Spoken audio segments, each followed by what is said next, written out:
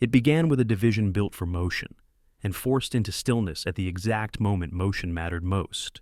The 10th Armored Division was trained to break through, to surge forward behind roaring engines and coordinated fire, to exploit weakness before an enemy could recover. Its crews learned to think in terms of speed, momentum, and shock. Armor was not meant to sit and absorb punishment. It was meant to move, but war does not always allow units to fight the way they were designed. By the time the division reached Europe, the battlefield was already tightening. Normandy had taught hard lessons about terrain, coordination, and the limits of armored power.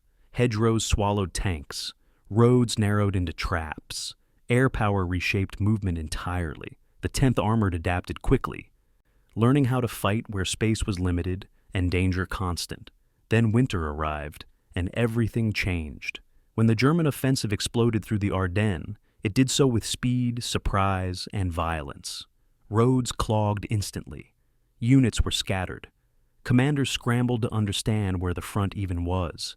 In that chaos, the 10th Armored Division was rushed forward, not to exploit a breakthrough, but to stop one. At Bastogne, the division was broken apart deliberately. Combat commands were sent in different directions, each tasked with holding ground against forces that expected quick collapse. Tanks were dug in as fixed gun positions. Crews fought dismounted in snow-filled forests. Infantry clung to villages and road junctions under constant pressure. The division was never meant to fight this way, but it did. The cold was relentless. Engines struggled to start. Fuel was rationed carefully. Ammunition mattered more with every passing hour. German attacks pressed hard, probing for weak points, searching for roads that led through. Every delay mattered. Every stand bought time for something larger to form behind it. At Noville and along surrounding approaches, elements of the 10th Armored absorbed blows meant to open Bastogne completely. Tanks burned. Positions were overrun and retaken. Orders shifted constantly as the situation evolved faster than plans could keep up. What held the line was not perfection. It was refusal. Refusal to collapse. Refusal to give ground easily. Refusal to let speed decide the outcome. The division's actions helped shape the battle far beyond its own positions. The delays inflicted on advancing German forces disrupted timetables that could not afford disruption. Bastogne held. Reinforcements arrived. Momentum began to drain away. After the Ardennes, the 10th Armored rebuilt and moved forward again, returning to the role it had trained for, advancing across rivers, clearing towns, and pushing into Germany as resistance slowly unraveled. But the division was no longer the same. It carried the memory of holding when holding felt impossible. The history of the 10th Armored Division is not a story of uninterrupted advance. It is a story of adaptability, of armor forced to fight like infantry, of momentum sacrificed deliberately so others could regain it later.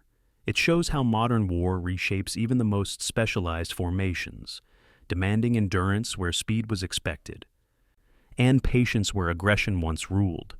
Tonight, we return to that journey, to the frozen roads leading into Bastogne, to the scattered commands holding ground against pressure, to a division that proved armor does not always win by moving. Sometimes it wins by staying exactly where it is. Before we continue, let me bring you into this moment as well.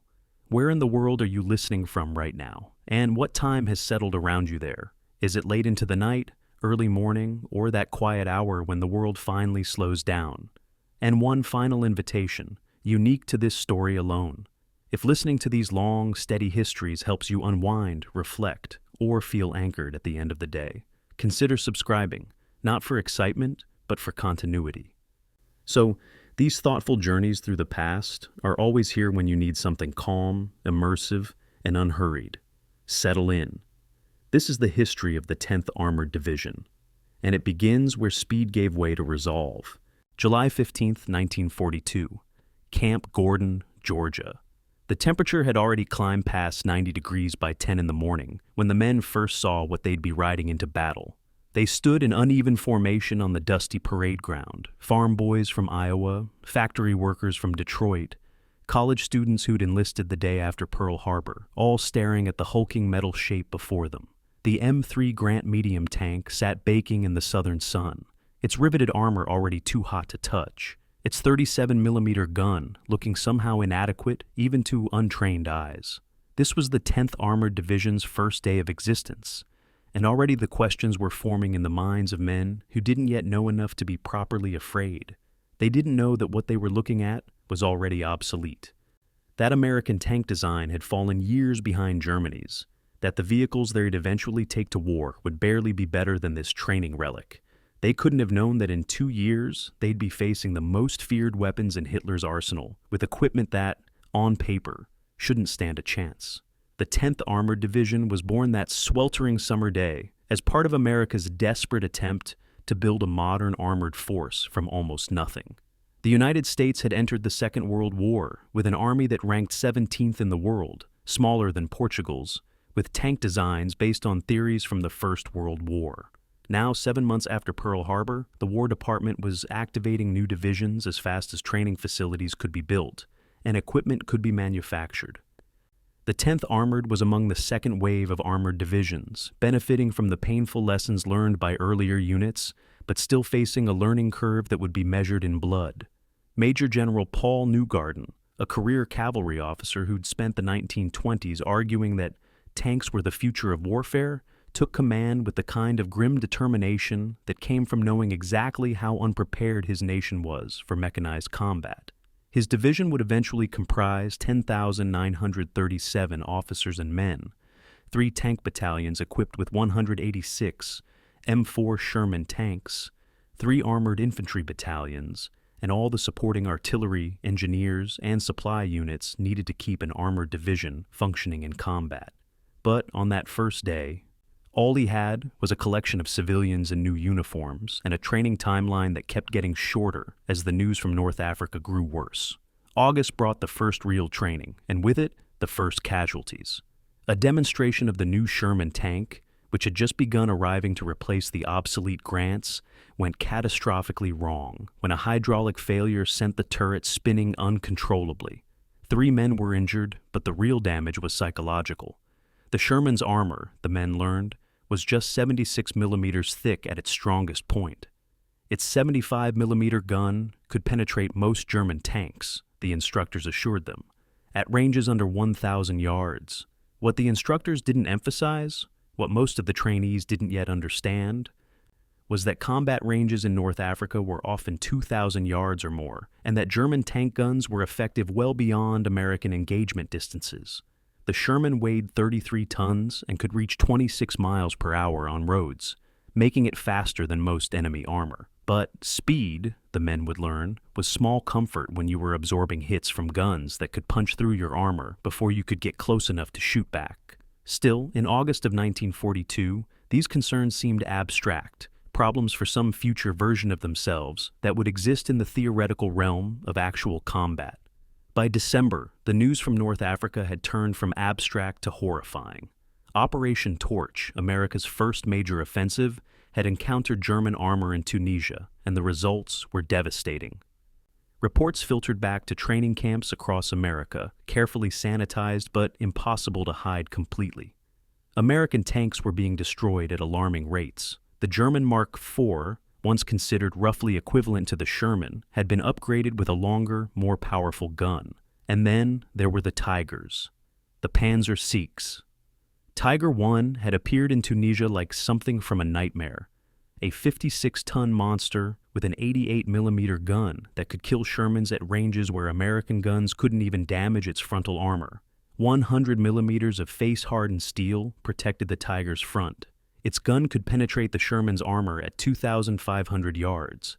The Sherman had to close within 500 yards to have any chance of a frontal kill, and at 500 yards, every Tiger shot was lethal. The men of the 10th Armored digested these reports during their Christmas break, and when they returned in January of 1943, the training had taken on a new intensity, driven by the understanding that what they were preparing for was no longer theoretical. The spring and summer of 1943 brought advanced training, large-scale maneuvers across the Tennessee hills that were meant to simulate European terrain. General Newgarden pushed his men relentlessly, running exercises that lasted 72 hours without sleep. forcing tank crews and infantry to coordinate in conditions that deliberately replicated the chaos of actual combat. Radio discipline, navigation, mechanical maintenance under stress, every skill was tested until it became instinctive. But beneath the competence his division was developing, Newgarden harbored a private fear that kept him awake at night. The reports from Sicily, where American armor had faced German panzers in July, showed the same pattern as Tunisia. American tanks were faster, more numerous, and better supported by infantry and artillery. They were also being destroyed at a rate of 3-to-1 in tank versus tank combat. The Sherman's weaknesses weren't going away. The Army was working on improved ammunition, on better tactics, on new tank destroyers to supplement the Shermans.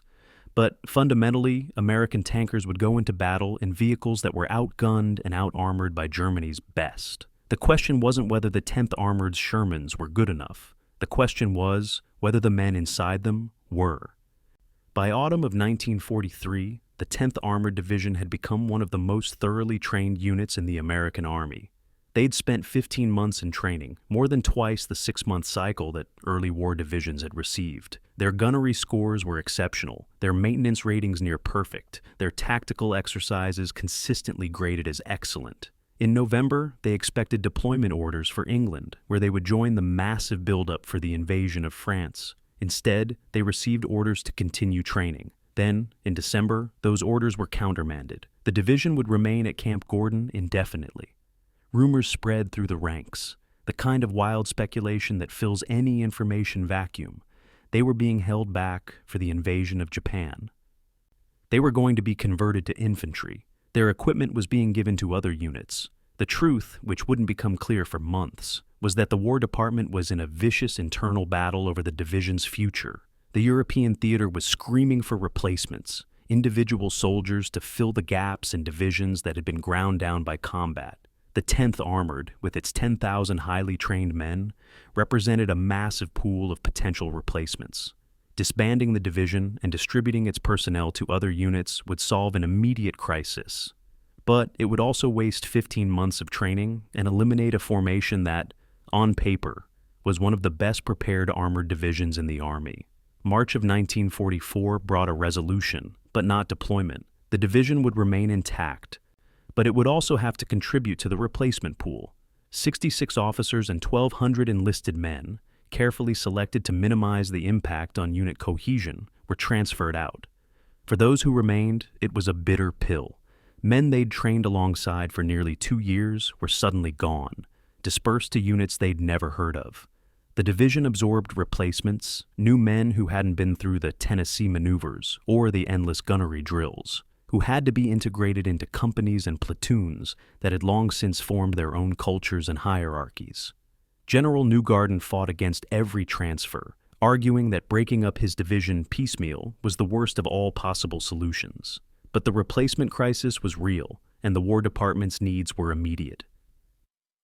The 10th Armored would survive as a unit, but it would do so diminished, its deployment delayed yet again. As spring turned to summer, and the invasion of France finally came on June 6th, the men of the 10th Armored watched from Georgia, wondering if they'd missed their war, if all the training and preparation would be for nothing, because the fighting would be over before they ever got their chance. June 10th, 1944, 4 days after D-Day. The call came through to division headquarters at 3 in the morning. General George Patton, commanding 3rd Army, had personally requested the 10th Armored Division. The request had gone all the way to General George Marshall, Army Chief of Staff, who had reviewed the division's training records and made his decision. The 10th Armored would deploy to England immediately to join Patton's command. The division that had been on the verge of disbandment 6 months earlier was suddenly the specifically requested unit of America's most aggressive and demanding commander. Newgarden gathered his staff that morning and shared what he knew. Patton had reviewed training scores for every available armored division. He'd spoken with officers who'd observed the 10th Armored during maneuvers. He'd concluded that this division, with its exceptional training scores and unusually long preparation time, was worth waiting for. What Newgarden didn't tell his staff, what he'd learned in a private communication, was that Patton had another reason for his choice. The Third Army commander expected to be fighting through heavily fortified territory in eastern France, terrain where the rapid advances across France would bog down into the kind of grinding, close-quarters combat that favored defenders. He needed a division that could think on its feet, that could adapt standard doctrine to impossible situations, that had been trained so thoroughly that its reactions would be instinctive even when everything went wrong. He needed the kind of unit that could be trusted with missions where failure wasn't an option. September 11th, 1944, Camp Kilmer, New Jersey. The 10th Armored Division boarded ships for England, 15 months after they had originally expected deployment, 26 months after activation. They left behind the red Georgia clay that had become depressingly familiar. The training grounds where they'd spent countless hours perfecting skills they'd begun to fear they'd never use in actual combat. The mood was strange, a mixture of relief, anxiety, and something close to vindication. They were finally going. The equipment they'd trained on for so long was being loaded into transport ships, Shermans with 75mm guns that everyone knew were inadequate, tank destroyers that were faster and more lightly armored than tanks, half-tracks and trucks, and the thousands of tons of supplies that an armored division consumed in combat. As their ships pulled away from the New Jersey coast, the men stood on deck watching America recede. Some wrote letters home that wouldn't be mailed for weeks. Others tried to sleep, knowing that the Atlantic crossing would take 2 weeks, and that whatever awaited them in Europe would require every ounce of rest they could steal beforehand. None of them knew that they were about to enter a war that was becoming more desperate by the day, that the German army they'd been training to fight had learned its own lessons and was preparing defenses that would test every skill they had acquired over 2 years of training. October 2nd, 1944. Omaha Beach, Normandy. 4 months after D-Day, the beach was transformed into a massive logistics hub, but the scars of the invasion remained. Destroyed landing craft still littered the waterline. German bunkers, blasted open by naval gunfire, stood as concrete monuments to the battle that had been fought here. The 10th Armored Division came ashore in good order, their vehicles waterproofed and ready, their men eager after weeks at sea and in English staging areas. But what they saw as they moved inland sobered even the most enthusiastic. The hedgerow country of Normandy, scene of some of the war's most brutal fighting, was a moonscape. Every field showed the marks of artillery. Every village was partially destroyed. Every road was cratered and barely repaired. And everywhere there were signs of armor combat, burned-out Shermans with their turrets blown off, destroyed German tanks left where they'd been killed, impact marks on stone walls showing where high-velocity rounds had missed their targets and kept going. This was what they'd trained for, what all the maneuvers and exercises had been building toward. As the division moved into its assembly areas in Normandy and began the process of final preparation for combat, the men of the 10th Armored began to understand that their 26 months of training hadn't been wasted. They were going to need every single day of it, and they were going to need something more. Something that couldn't be taught in training, the ability to face tigers with inadequate equipment and somehow, impossibly, find a way to win anyway. March 16th, 1944. The Pentagon, Washington, D.C. In a windowless conference room on the 3rd floor, 6 colonels and 2 generals were having an argument that would determine whether the 10th Armored Division would ever see combat. On the wall hung a map of Europe, covered with unit symbols and colored pins representing American, British, and German forces. On the table sat a manila folder containing training evaluation reports for the 10th Armored, reports that showed a division performing at exceptional levels across every measurable category. And in the minds of everyone in that room was a single overwhelming problem that threatened to undermine the entire American effort in Europe: the replacement crisis. American divisions in Italy and England were chronically short of men, worn down by casualties and the relentless demands of modern warfare. The pipeline of individual replacements from the United States couldn't keep up with losses, and here was the 10th Armored Division, 10,000 trained soldiers sitting in Georgia, fully equipped and ready, but not deployed. To the staff officers looking at spreadsheets and projections, the solution seemed obvious: break up the division, distribute its personnel as individual replacements, and solve several immediate problems. The question being debated wasn't whether they needed those men. The question was whether they needed them more as individuals or as a division. The case for disbandment was brutally pragmatic. 5 divisions in Italy were each short between 800 and 1,500 men, gaps that affected every aspect of their combat effectiveness. 3 more divisions in England, preparing for the cross-channel invasion, had similar shortfalls. The 10th Armored's 10,000 men could fill most of those gaps and still leave enough for a reserve pool. The division had never seen combat, had no battle history or reputation to preserve. Its equipment could be redistributed to other units or held in reserve. From a purely numerical standpoint, breaking up one uncommitted division to solve the immediate problems of 8 combat-experienced divisions made perfect sense. But several officers in that conference room had spent time observing the 10th Armored during training, and they made a different argument. The division's training scores weren't just good, they were the highest in the Army. Gunnery scores 92% versus a 78% average. Tactical problem scores that consistently graded as excellent. Maintenance and supply ratings that suggested a level of organizational competence rare in any military unit.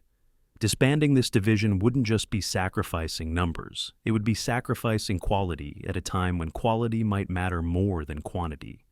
The debate raged through March and into April. The division itself knew nothing of this discussion, continuing its training schedule while the Pentagon argued over its future. On April 7th, General Newgarden received tentative deployment orders, prepare to ship to England by May 1st. On April 12th, those orders were canceled. On April 21st, they were reinstated. On April 28th, they were canceled again. Each cycle of orders and cancellations damaged morale and disrupted preparation. Units that had been packing equipment had to unpack it. Soldiers who'd been given pre-deployment leave had to be recalled, then given leave again when orders changed. The division was trapped in limbo, caught between the need for its existence and the immediate demands of the replacement system. Staff officers began referring to it as the division that almost wasn't, and the phrase captured something essential about its status. It existed, it was trained and equipped, but its future hung in balance based on decisions being made in conference rooms where organizational charts mattered more than the 2 years of preparation the unit had undergone. May 15th, 1944. The decision reached General George Marshall's desk in the form of a 2-page memorandum that laid out the arguments for and against disbanding the 10th Armored Division. Marshall, who as Chief of Staff had the final word on such matters, spent less than an hour reviewing the file before making his decision. The division would remain intact and would deploy to join 3rd Army under George Patton. Marshall's reasoning, recorded in his notes from that day, reflected both strategic calculation and intuition born from decades of military service. The replacement crisis was real, but it was also temporary. More men were in the training pipeline, and while the immediate shortfall was painful, it could be managed. What couldn't be easily replaced was a fully trained, cohesive division with exceptional performance indicators. Marshall had seen enough of this war to know that victory in Europe would require not just numbers, but the ability to adapt to unexpected challenges.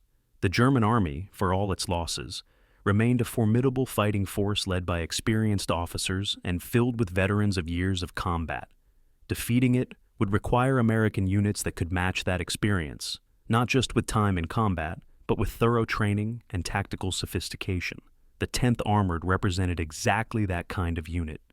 Marshall's decision came with a caveat that would shape the division's immediate future. The division would deploy, but it would also have to contribute to the replacement pool. 66 officers and 1,200 enlisted men would be transferred out before deployment. The transfers would be carefully managed to minimize impact on unit cohesion, taking men from across the division rather than gutting specific units. It was a compromise, one that satisfied neither side of the internal Pentagon debate. The 10th Armored would survive as a division, but would do so diminished, required to sacrifice a tenth of its strength to solve a problem it hadn't created. For General Newgarden, receiving the news on May 16th, the decision was bittersweet. His division would go to war, but it would do so having lost 1,266 men who'd trained alongside their comrades for nearly 2 years. The impact on morale was immediate and painful. Men who'd expected to go into combat together found themselves suddenly reassigned, shipped to replacement depots to be distributed to units they'd never heard of. The division that remained had to absorb new replacements, men who hadn't been through the Tennessee maneuvers or the endless training cycles that had forged the unit's identity. June 6, 1944. D-Day. The invasion of France that the 10th Armored had been training for finally came, and they watched it from Camp Gordon. Radio reports described the landings, the fighting in the hedgerows, the desperate German resistance. The men of the 10th Armored listened with a mixture of relief that they weren't in that initial assault and frustration that they were missing the war's defining moment. As June turned to July and the fighting in Normandy bogged down into brutal attrition, the division continued its training, incorporating lessons from the bocage fighting into their exercises. They learned about the improvised hedgerow cutters that Sherman crews were welding to their tanks, about the German tactics of defense in depth that were making every field a potential killing ground, about the way that close terrain negated American advantages in artillery and air support. Each lesson reinforced what Newgarden had been preaching for months. This war would be won not by the side with the best equipment, but by the side that adapted fastest to changed circumstances. The 10th Armored's long training period, once a source of frustration, was becoming an advantage. They had time to learn from others' mistakes before making their own. July brought clarity to the division's future. General Patton, whose Third Army was scheduled to activate in France once the breakout from Normandy began, submitted a list of units he wanted under his command. The 10th Armored Division was on that list, specifically requested based on Patton's review of training records. Patton was known for his attention to detail when it came to the units he commanded, for his belief that superior training and aggressive leadership could overcome material disadvantages. He'd reviewed evaluations for every available armored division and had specifically asked for the 10th Armored, despite its lack of combat experience. The news reached Camp Gordon through unofficial channels before the formal orders arrived, and it transformed the division's mood. They weren't just deploying, they were being specifically requested by the Army's most successful combat commander. Whatever frustrations they had felt about the delays, whatever resentment lingered from the replacement transfers, was overwhelmed by the validation that Patton's selection represented. They were going to war under a commander who'd chosen them deliberately, who'd looked at what they could do and decided they were worth waiting for. August and early September were consumed by final preparations. Equipment was inspected and re-inspected. Training focused on the specific challenges of the European theater: French villages with thick stone walls, German defensive tactics, coordination with tactical air support. The division conducted one final large-scale exercise, a 72-hour maneuver that simulated a breakthrough operation against prepared defenses. The exercise was graded by observers from Third Army, and their report went directly to Patton. The 10th Armored Division demonstrates exceptional tactical flexibility and superior coordination between armor and infantry elements. Recommend immediate deployment. On September 1st, formal deployment orders arrived. The division would move to Camp Kilmer, New Jersey, for overseas processing, then shipped to England before moving to France. The timeline was aggressive. They'd be in combat by late October. For men who'd trained for 26 months, who'd endured delays and frustrations and watched other divisions go to war ahead of them, the news brought a strange mixture of excitement and trepidation. This was what they'd prepared for, what all the training had been building toward. But preparation and execution were different things, and the gap between them was where men discovered whether their training was sufficient. September 11th, 1944. The division boarded trains for New Jersey, leaving Georgia behind. Camp Gordon, with its red clay and summer heat, had been home for over 2 years. Men had arrived there as civilians and were leaving as soldiers, transformed by the relentless training cycle into something different from what they'd been. The train journey north took 3 days, and the men used the time to write letters, to sleep, to contemplate what was coming. They didn't know that they were about to enter a war that was changing, that the rapid advances across France would soon give way to a different kind of fighting as American armies reached Germany's borders. They didn't know that within 2 months, they'd be committed to a battle that would test every skill they had learned. They didn't know that their division, the unit that had almost been disbanded to solve a bureaucratic problem, would soon play a decisive role in the war's most critical battle. What they knew was that they were finally going, that the preparation was ending and the execution was about to begin, and that whatever came next would determine whether those 26 months of training had been sufficient, or if they'd needed even more time that the war hadn't been willing to give them. The deployment to Europe would take the 10th Armored Division from the familiar world of training camps and exercises into the reality of industrial warfare at its most brutal. They would discover that no amount of training could fully prepare men for the chaos of actual combat, for the noise and fear and confusion that turned carefully rehearsed plans into improvisation. But they would also discover that thorough preparation mattered, that the skills drilled into them over 2 years could become instinctive even under stress, that the doctrine they had learned could be adapted when circumstances required it. The division that almost wasn't would soon become the division that Patton couldn't do without, the unit that he called on when other formations had been ground down to ineffectiveness. But in September of 1944, as they shipped across the Atlantic toward England and then France, that future was unknown. All they had was their training, their equipment, and the knowledge that somewhere ahead of them, German armies waited to test whether American armor and American soldiers could match the Wehrmacht's years of experience. The answer to that question would be written in the towns and forests of eastern France, in battles that would transform a well-trained but untested division into veterans who would earn their reputation the hardest way possible. October 2nd, 1944. Omaha Beach, Normandy. The tide was out, exposing the famous obstacles that had claimed so many landing craft 4 months earlier. The 10th Armored Division came ashore in a Normandy transformed from battlefield to logistics hub. But the scars of June 6th were everywhere. Burned-out German bunkers stared down at the beach from the bluffs, their concrete walls blasted open by naval gunfire. Destroyed vehicles, American and German, had been bulldozed into piles awaiting salvage. Impact craters pocked the landscape, filled with brackish water that reflected the gray October sky. The men of the 10th Armored filed down the ramps of their landing ships in good order, their equipment waterproofed, their vehicles properly prepared. But what they saw as they assembled on the beach drove home the reality of what they were entering. This was where thousands of men had died fighting their way 100 yards inland. This was where American soldiers had faced the ultimate test and, at terrible cost, prevailed. As the division moved off the beach and into the Norman countryside, every mile reinforced the lesson. This was a land at war. The drive through Normandy to their assembly areas near Metz took 3 days, and those 3 days were an education in what mechanized warfare looked like in its aftermath. The hedgerow country, scene of some of the summer's most brutal fighting, was a landscape of destruction. Every village showed damage, from light scarring to complete devastation. Stone walls were pockmarked with bullet impacts. Some houses were roofless shells.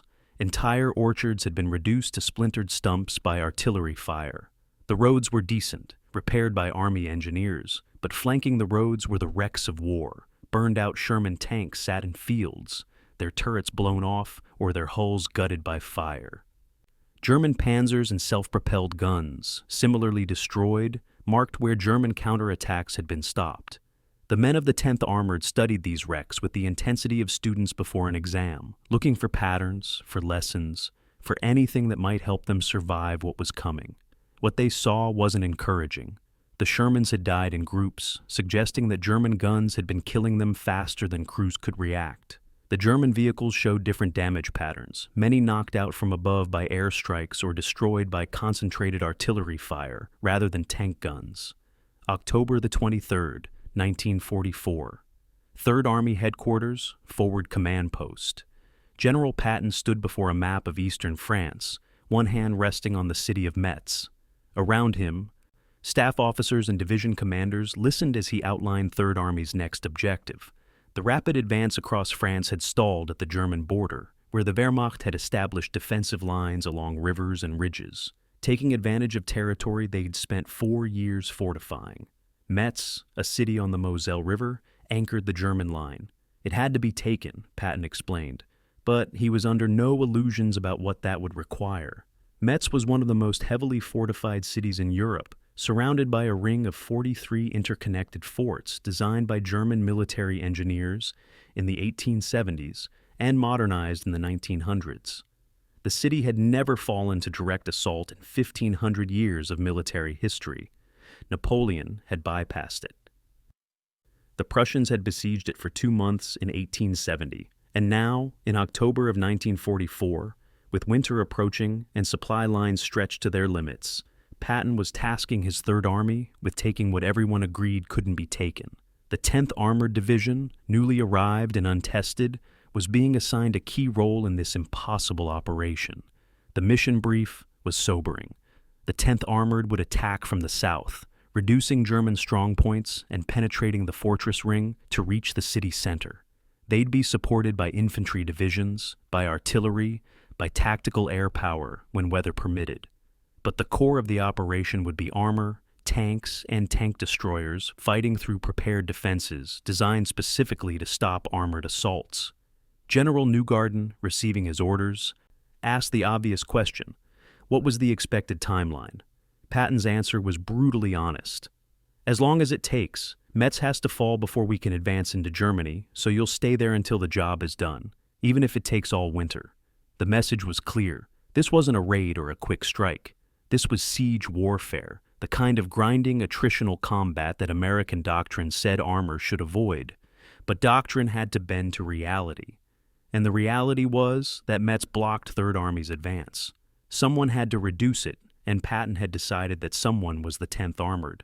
As Newgarden left the briefing to return to his division, he carried with him the knowledge that his unit's baptism of fire would be in the worst possible conditions against the most difficult terrain imaginable. November 9th, 1944, 5 miles south of Metz, near the approaches to Fort Driant. The 21st Tank Battalion, 1st Lieutenant James Carter, commanding Company B, approached their first combat action at dawn. Carter sat in his Sherman's turret, scanning the terrain ahead through binoculars. The landscape was deceptive: rolling farmland, bare trees, scattered stone buildings that looked peaceful in the morning light. But intelligence reports said Fort Driant's outworks were ahead, positions dug into the hillsides and connected by tunnels, defended by elements of the 462nd Volksgrenadier Division with anti-tank guns and mortars. Carter had studied the maps until he could draw them from memory. He'd reviewed the after-action reports from previous assaults on these positions. He knew, intellectually, what to expect. But intellectual knowledge and experience were different things, and in the next 12 minutes, he'd learn that difference the hardest way possible. At 06:15, his lead platoon crossed the line of departure. At 06:18, German anti-tank guns opened fire from concealed positions 800 yards ahead. The first shot hit Carter's lead tank on the frontal armor, a clean penetration that killed the driver instantly and set off ammunition in the fighting compartment. The tank exploded, turret lifting off the hull ring and tumbling aside. The next 2 shots followed within seconds, destroying 2 more Shermans before their crews could even identify where the fire was coming from. The company scattered, seeking cover in the undulating terrain, returning fire at muzzle flashes. Carter's gunner spotted an anti-tank gun position and fired the 75mm high explosive round, impacting near the target but not silencing it. German mortars began falling, walking across the battlefield toward the American armor.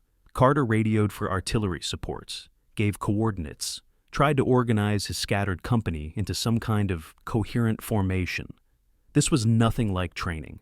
In training, the enemy followed predictable patterns. In training, there were safety officers and rules and the knowledge that no one would actually die. Here, every second brought new threats, new chaos, new proof that all the preparation in the world couldn't fully capture the reality of combat. The company eventually withdrew, carrying their wounded, leaving 3 Shermans burning on the approaches to Fort Driant. First contact with the enemy, 12 minutes of combat, 3 tanks destroyed, 8 men killed, 5 wounded. The lesson was brutal and immediate.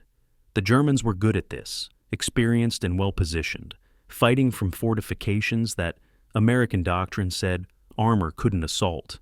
And yet, assault them is exactly what the 10th Armored Division had been ordered to do, November 10th through November 22nd. 13 days of combat that ground the division down and transformed it from a training unit into veterans. The fighting around Metz developed a pattern, American forces would advance until they encountered prepared German positions, then would have to reduce those positions through a combination of artillery, infantry assault, and armored support. Progress was measured in hundreds of yards per day, sometimes less.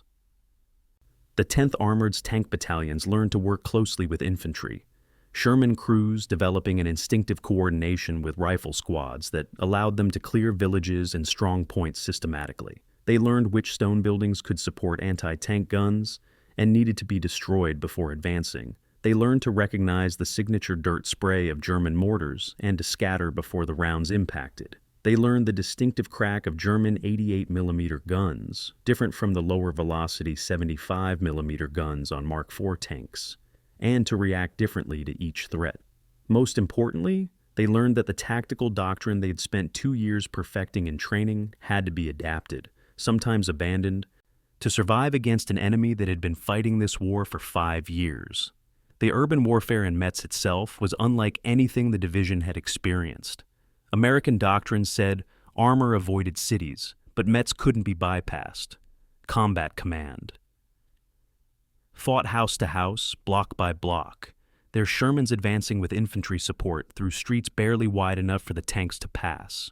German defenders had prepared the city for exactly this kind of fighting, positioning anti-tank guns in cellars with narrow firing ports, mining streets, creating interconnected defensive positions that allowed them to fall back and reinforce threatened sectors.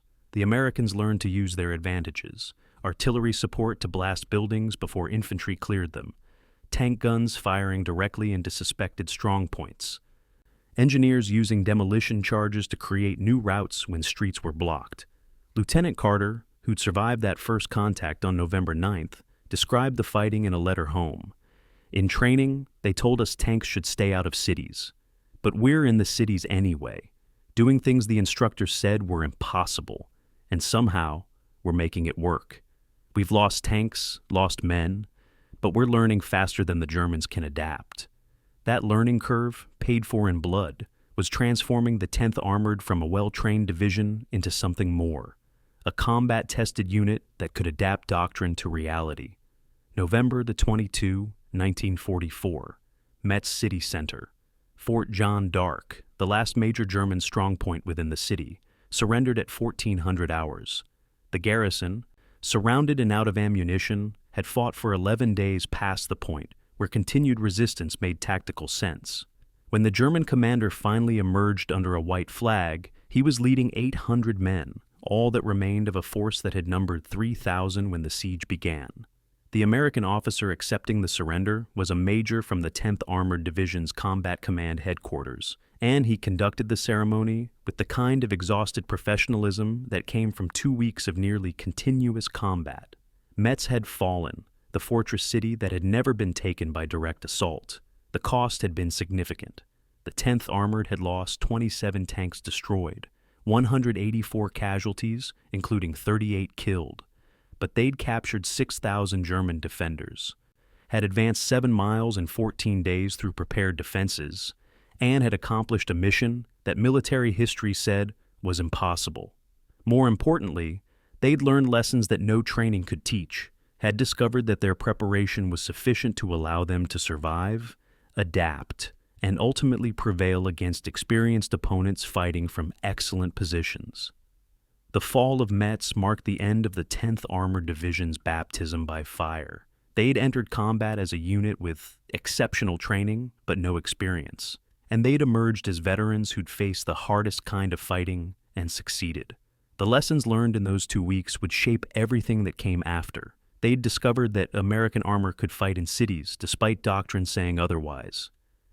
They'd learned that coordination between tanks and infantry could overcome prepared defenses. They'd proven that thorough training could partially substitute for combat experience, allowing them to adapt faster than units that had learned everything on the battlefield. But they'd also paid the price for those lessons in destroyed equipment and dead comrades, and they'd learned the fundamental truth of armored warfare in World War II. American tanks were inferior to German tanks in direct combat, but American combined arms tactics and operational flexibility could offset that material disadvantage. As the division prepared for their next operation, those lessons would prove critical, because what they'd faced at Metz, difficult as it had been, was just the beginning. Ahead of them lay battles where they'd face not just fortifications and infantry, but Germany's elite armored formations, battles where all their training and newly won experience would be tested against the Wehrmacht's best. November 12, 1944. Field Headquarters, 10th Armored Division, 3 kilometers south of Metz. The after-action review began at 2100 hours, long after dark, in a command tent lit by Coleman lanterns that cast harsh shadows on the tired faces of company and battalion commanders. Outside, the sounds of the siege continued: distant artillery, occasional small arms fire, the rumble of vehicles moving supplies forward. Inside, General Newgarden and his staff were conducting what would become one of the war's most important tactical discussions. On a makeshift table lay maps marked with unit positions, casualty reports, and, most tellingly, a sheaf of papers documenting every tank loss the division had suffered in the 3 days of combat. 22 Shermans destroyed or damaged beyond field repair. The numbers told a story that made everyone in that tent uncomfortable. American Doctrine, the tactical playbook they'd trained on for 2 years, wasn't working. Not completely failing, not getting everyone killed, but not working well enough. The Germans were destroying American tanks at a rate that was sustainable only because American industrial production could replace losses faster than German guns could inflict them. That was a strategy, but it wasn't a good one, and everyone in that tent knew it. The standard American armor doctrine in late 1944 called for tanks to advance in extended line formation with infantry support. The theory was sound: present multiple targets to force the enemy to divide their fire, maintain momentum through aggressive forward movement, use superior numbers to overwhelm defensive positions. It worked well against disorganized opposition, or when facing enemy infantry without significant anti-tank support. But against German combined arms defenses, with anti-tank guns positioned in depth and infantry with Panzerfaust rockets, the doctrine was getting men killed unnecessarily. Captain James Leach, commanding Company B of the 21st Tank Battalion, stood at the map and explained what he'd learned that afternoon. His company had approached a German position using standard doctrine: 5 Shermans in line abreast, infantry following in half tracks.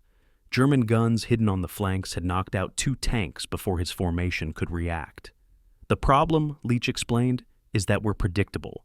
The Germans know exactly how we'll attack because we attack the same way every time. They position their guns to cover our standard approach routes, and we drive right into their fire.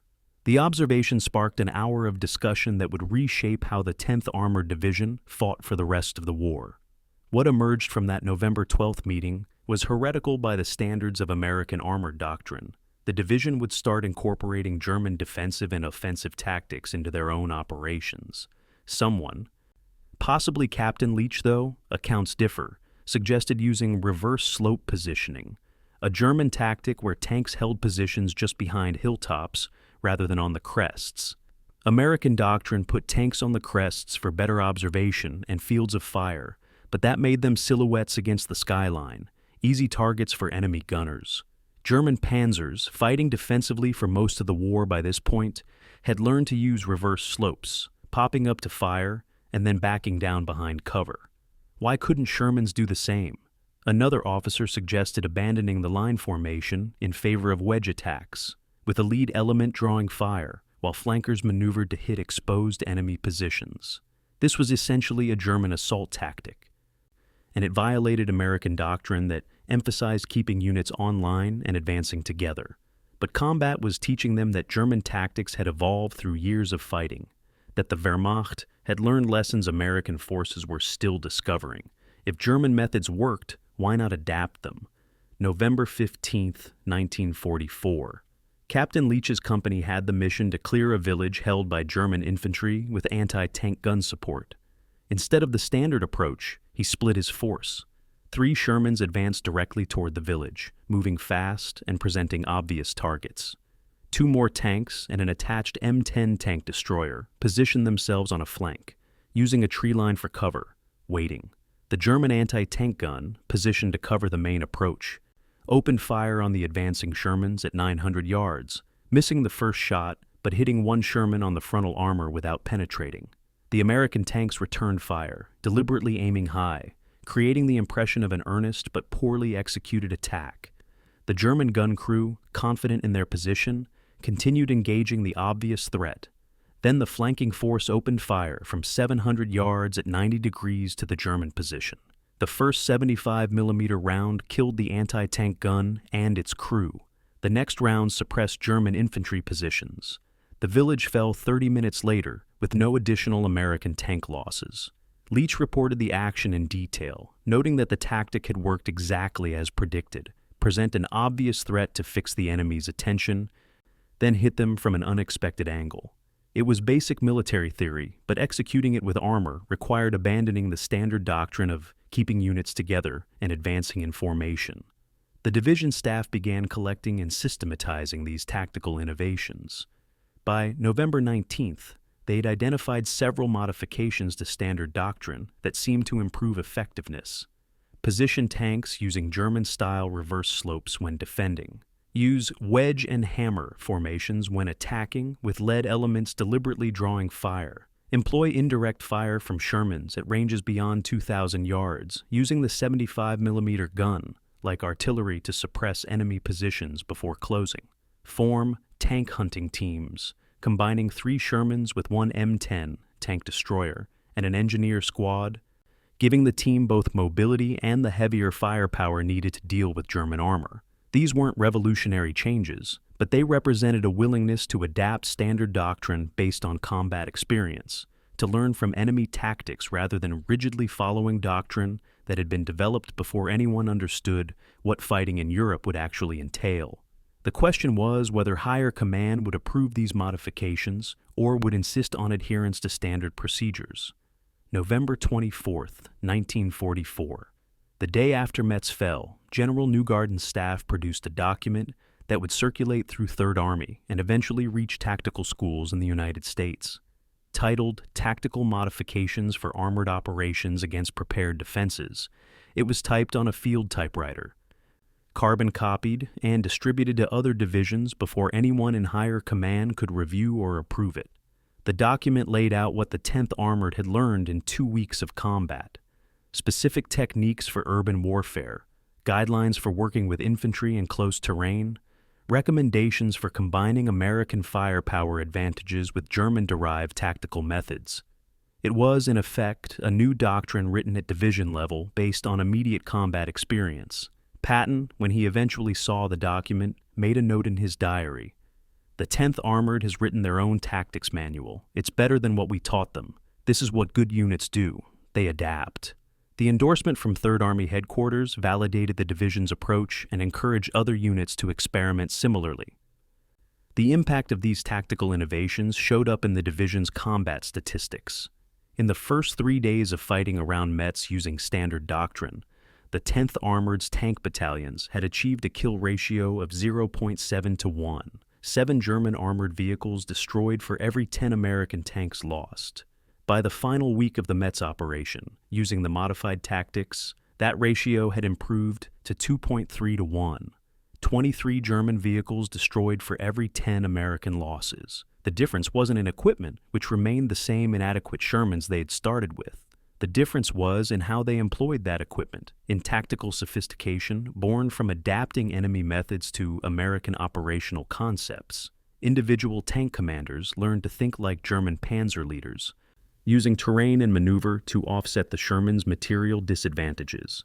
Company commanders learned to coordinate supporting arms in ways that hadn't been emphasized in training. Battalion operations officers learned to plan attacks that anticipated German defensive patterns, rather than hoping American firepower would overwhelm them. This learning process wasn't unique to the 10th Armored Division. Other American units were going through similar evolution, discovering that European combat required modifications to doctrine developed in different contexts. But the 10th Armored's combination of exceptional training and immediate battlefield adaptation created a feedback loop that accelerated their learning. They had the tactical foundation to understand why standard doctrine wasn't working. They had the combat experience to identify what would work better. And they had leadership willing to formally document and distribute innovations rather than keeping them as informal company-level practices. The result was a division that was learning faster than the Germans could adapt to their changes. By late November, German intelligence reports were noting that the American Armored Unit 10 was employing non-standard tactics that complicated defensive planning. Wehrmacht units facing the 10th Armored couldn't rely on the predictable American approaches that had made defensive planning relatively straightforward earlier in the campaign. The tactical manual typed in a tent near Metz in late November 1944 represented something important beyond its immediate military utility. It showed that American forces could adapt, could learn from enemies who'd been fighting longer, could modify doctrine when combat proved it inadequate. The German army had spent the first years of the war demonstrating superior tactical flexibility, and that flexibility had allowed them to defeat opponents with better equipment or stronger positions. Now, in the war's final year, American units like the 10th Armored were learning that same flexibility, developing the institutional ability to modify approaches based on what worked rather than what doctrine said should work. This wasn't about abandoning American methods entirely. The innovations the 10th Armored developed still relied on American advantages: superior artillery support, abundant ammunition, good logistics, eventual air supremacy. But they combined those advantages with tactical techniques learned from studying enemy methods and adapting them to American organizational structures and equipment. The lessons learned fighting for Metz would prove critical in battles to come. Within a month, the 10th Armored would face situations where standard doctrine would have led to disaster, where their ability to adapt quickly to unexpected challenges would mean the difference between mission success and catastrophic failure. The German army they had fought at Metz, though experienced and well-positioned, had been a static defense. Soon they'd face German mobile operations, elite armored units conducting offensive operations with all the skill and aggression that had made the Wehrmacht so dangerous early in the war. When that happened, when the 10th Armored found itself fighting not just against prepared defenses, but against some of Germany's best panzer divisions in desperate counterattacks, the tactical sophistication they had developed in November would be tested to its limits. The division that had spent 2 years training for combat, that had adapted doctrine during its first 2 weeks of action, was about to discover whether all that preparation was sufficient for what the Wehrmacht was planning to throw at them. The answer, when it came, would be written in frozen forests and besieged towns, in battles where tactical excellence was the minimum requirement for survival. November 26th, 1944. Ziegenberg, Germany. Oberbefehlshaber, West Headquarters, buried in concrete bunkers 50 kilometers behind the front lines. The morning intelligence briefing began with a map of the Western Front, colored lines showing Allied and German positions from the North Sea to Switzerland. Lieutenant Colonel Friedrich von der Heide, serving as intelligence officer for 5th Panzer Army, stood before assembled staff officers and delivered an assessment that would have immediate consequences for the 10th Armored Division. Though the Americans had no way of knowing it, von der Heide's report identified 3 American divisions as particular concerns for the planned Ardennes Offensive: the 4th Armored Division, known for aggressive leadership and rapid operations; the 3rd Armored Division, veteran unit with extensive combat experience, and a newcomer to the combat roster that was showing unexpected competence. The American 10th Armored Division, von der Heide read from his intelligence summary, demonstrates tactical flexibility and training level equivalent to German panzer divisions of 1942. Unit adapted rapidly to fortress warfare at Metz and inflicted higher than expected casualties on defending forces. Recommend classification as enhanced threat. The room fell quiet. Getting Wehrmacht intelligence to classify an American unit as worthy of special attention required exceptional performance, and von der Heide's report provided detailed evidence. The German intelligence assessment of the 10th Armored Division was based on multiple sources.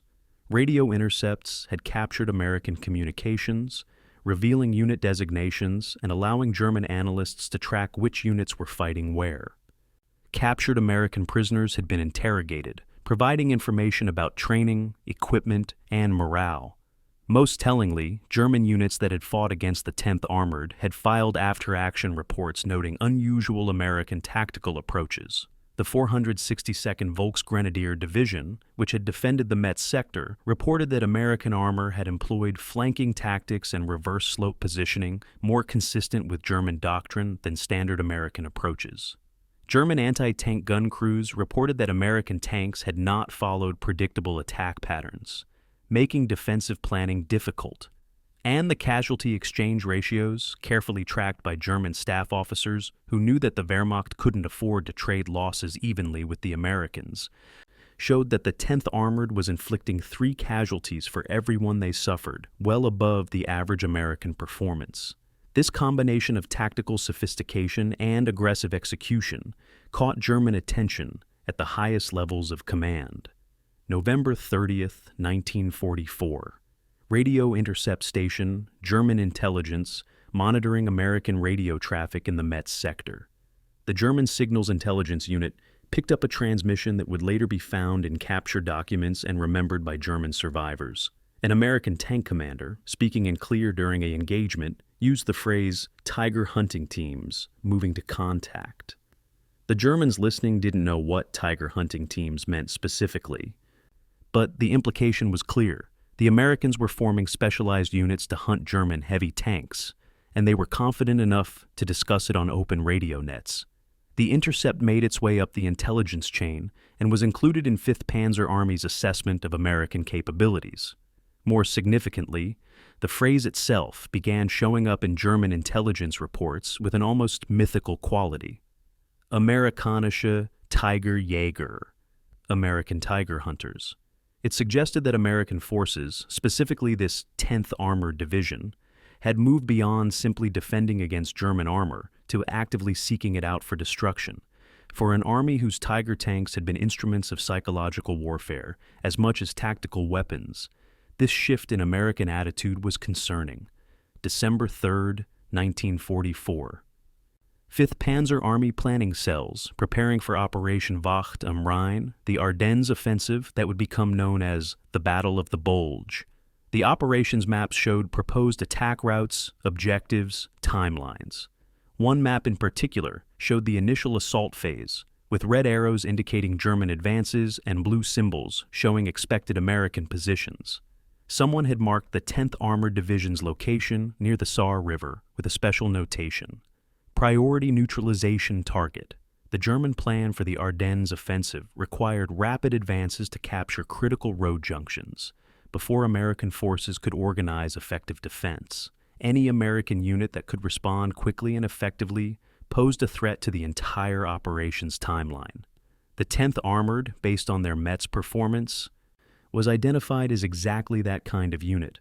The German planners assumed correctly that the 10th Armored would be repositioned to respond to any major German attack. What they couldn't know was exactly where the division would be, or how quickly it could move, but they knew enough to mark it as a unit that needed to be isolated, bypassed, or, if necessary, destroyed before it could interfere with the offensive's critical first days. December 8, 1944. German reconnaissance patrols, operating in the Luxembourg sector between Metz and the German border, began systematically probing American positions. These weren't the normal patrol activities of a static front. These were deliberate intelligence-gathering operations, trying to identify exactly which American units held which sectors and in what strength. Several of these patrols made contact with elements of the 10th Armored Division, and German intelligence officers carefully noted the locations. The division's positions were plotted on maps in 5th Panzer Army headquarters, information that would inform final planning for the offensive now just 8 days away. German patrol reports noted that American tank patrols were aggressive, that American positions appeared to be reinforced beyond normal frontline density, that the Americans seemed alert and well prepared. This last observation was somewhat puzzling to German planners. The Luxembourg sector was supposed to be a quiet front, a place where tired divisions rested and new divisions acclimated to combat. Why were the Americans maintaining such high readiness levels in a sector where nothing significant was supposed to happen? December 12, 1944. A German intelligence report crossed the desk of General Hasso von Manteuffel, commanding 5th Panzer Army, and he spent several minutes studying it carefully. The report was a comprehensive assessment of American forces in and around the planned attack sector, and one section dealt specifically with the 10th Armored Division. Unit designation 10 Armored demonstrates training levels significantly above American average. Tactical flexibility suggests thorough preparation and competent leadership. Based on Metz performance, unit can be expected to respond rapidly to threats and adapt quickly to changed circumstances. Radio discipline good. Casualties inflicted versus casualties suffered ratio approximately 3-to-1, higher than typical American armored formations. Assessment, enhanced threat. Recommend specific planning to neutralize or contain this unit during offensive operations. Von Manteuffel made a notation in the margin. How do we keep them away from Bastogne? The question was prescient. His offensive plan required capturing the road junction at Bastogne by the second day of the attack. If the 10th Armored could reach Bastogne first and establish effective defenses, it could delay his advance by days, potentially derailing the entire offensive's timeline. The German planners had identified the threat, but hadn't fully solved the problem of how to prevent it. The German intelligence assessment of the 10th Armored Division was accurate in most respects, but failed to account for one critical factor: the division's physical dispersion. German analysts knew where the division headquarters was located, knew roughly where some combat elements were positioned, but didn't realize how scattered the division had become. American commanders had stretched the 10th Armored across a sector far wider than normal, using them to hold ground that should have required 2 or even 3 divisions. This dispersion meant that the division couldn't concentrate quickly, that responding to a major German attack would require moving separated combat commands across significant distances before they could be committed as a cohesive force. If German planners had understood this weakness, they might have adjusted their planning, but they didn't. And that intelligence gap would have profound consequences for both sides in the battle to come. The Germans saw a dangerous American division and planned accordingly. They didn't see that the dangerous division was also a vulnerable one, spread thin and positioned in a way that made rapid, coordinated response difficult. December 15th, 1944, evening. Final intelligence briefings before the Ardennes Offensive. German commanders received updated assessments of American positions, strength estimates, predicted response patterns. The 10th Armored Division appeared in these briefings as a known factor, a unit that would likely be committed to battle, but probably not in time to affect the offensive's critical first phase. German planners estimated that even if the Americans reacted immediately to the attack, it would take the 10th Armored at least 24 hours to redeploy to threatened sectors.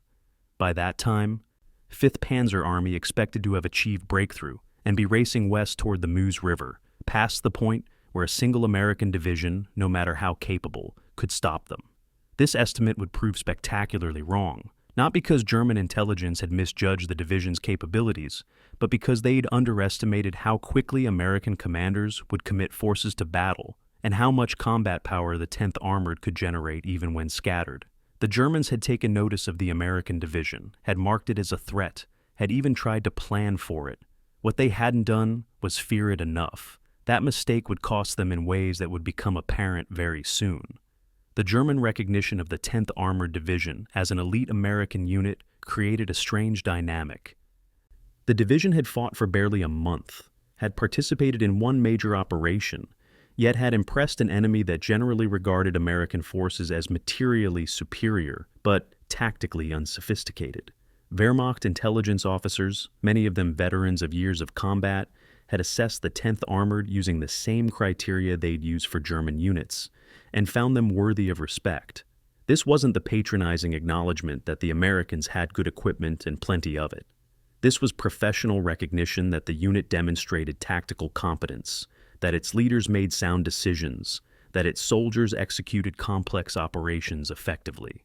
For the men of the 10th Armored, still processing their first combat experiences and mourning their first losses, the idea that they'd caught German attention would have seemed strange. They didn't feel elite. They felt like survivors who'd learned enough to keep surviving. But elite status wasn't about self-perception. It was about how your enemy assessed your capabilities and adapted their planning to account for you. By that measure, the 10th Armored had achieved in 1 month what many units never achieved: they'd become a problem that German planners had to specifically account for when designing operations. December 16, 1944, 0530. The German artillery barrage that opened the Ardennes Offensive crashed across an 80-mile front, the largest artillery preparation since the First World War, in 5th Panzer Army's sector. One of the objectives of that barrage was to isolate and disrupt the 10th Armored Division's positions, to prevent rapid American response to the offensive now beginning. German gunners fired with precision at map coordinates that intelligence had identified as American command posts, supply areas, communication centers. Some of those shells fell on 10th Armored positions. Most didn't, because German intelligence hadn't fully identified where all the division's scattered elements were located. But the intent was clear. The Germans had noticed the 10th Armored Division, had assessed it as a threat, and were now trying to neutralize it before it could interfere with their offensive. Whether they would succeed, whether the month of combat experience and tactical innovation the division had developed would be sufficient against the Wehrmacht's last great gamble, would be determined in the hours and days ahead. The enemy had taken notice. Now, both sides would discover what that notice really meant. December 1st, 1944. The Saar River sector, eastern France. Winter had arrived in force, bringing temperatures that hovered just above freezing during the day and plunged into the teens at night. The 10th Armored Division's Combat Command A was grinding forward through German defensive positions, advancing toward the Saar River against resistance that was determined but not overwhelming. The fighting had settled into a pattern. American forces would identify German strong points, call in artillery to soften them, then send combined tank infantry teams to clear the positions. Progress was measured in hundreds of yards per day, but it was progress nonetheless. The men were tired, having been in near continuous combat since early November, but the rhythm of offensive operations provided structure to their days. Attack at dawn, consolidate gains by afternoon, prepare defensive positions by evening, endure German artillery harassment through the night. Repeat. It was exhausting and dangerous, but it was also familiar. They had learned how to do this, how to survive it, how to maintain effectiveness even when exhaustion threatened to overwhelm training. What none of them knew was that their familiar routine was about to be shattered by events already in motion 50 miles to the north. December 7th, 1944. The last tanks of Combat Command. A crossed the Saar River, establishing a small bridgehead on the eastern bank. It was a tactical success, though a modest one.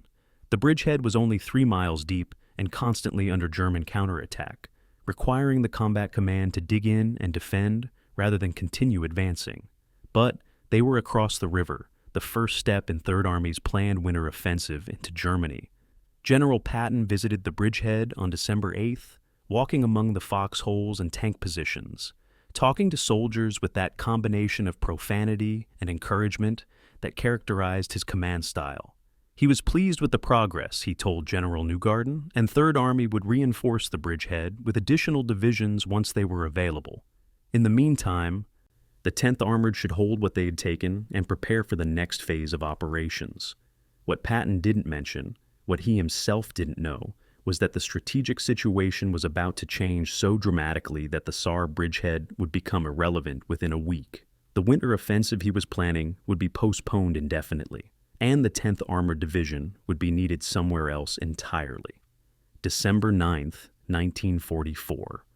Combat Command B, the division's most experienced formation after the Metz fighting, received orders that seemed like a gift. They were being rotated out of the line, sent to Luxembourg for rest and refit.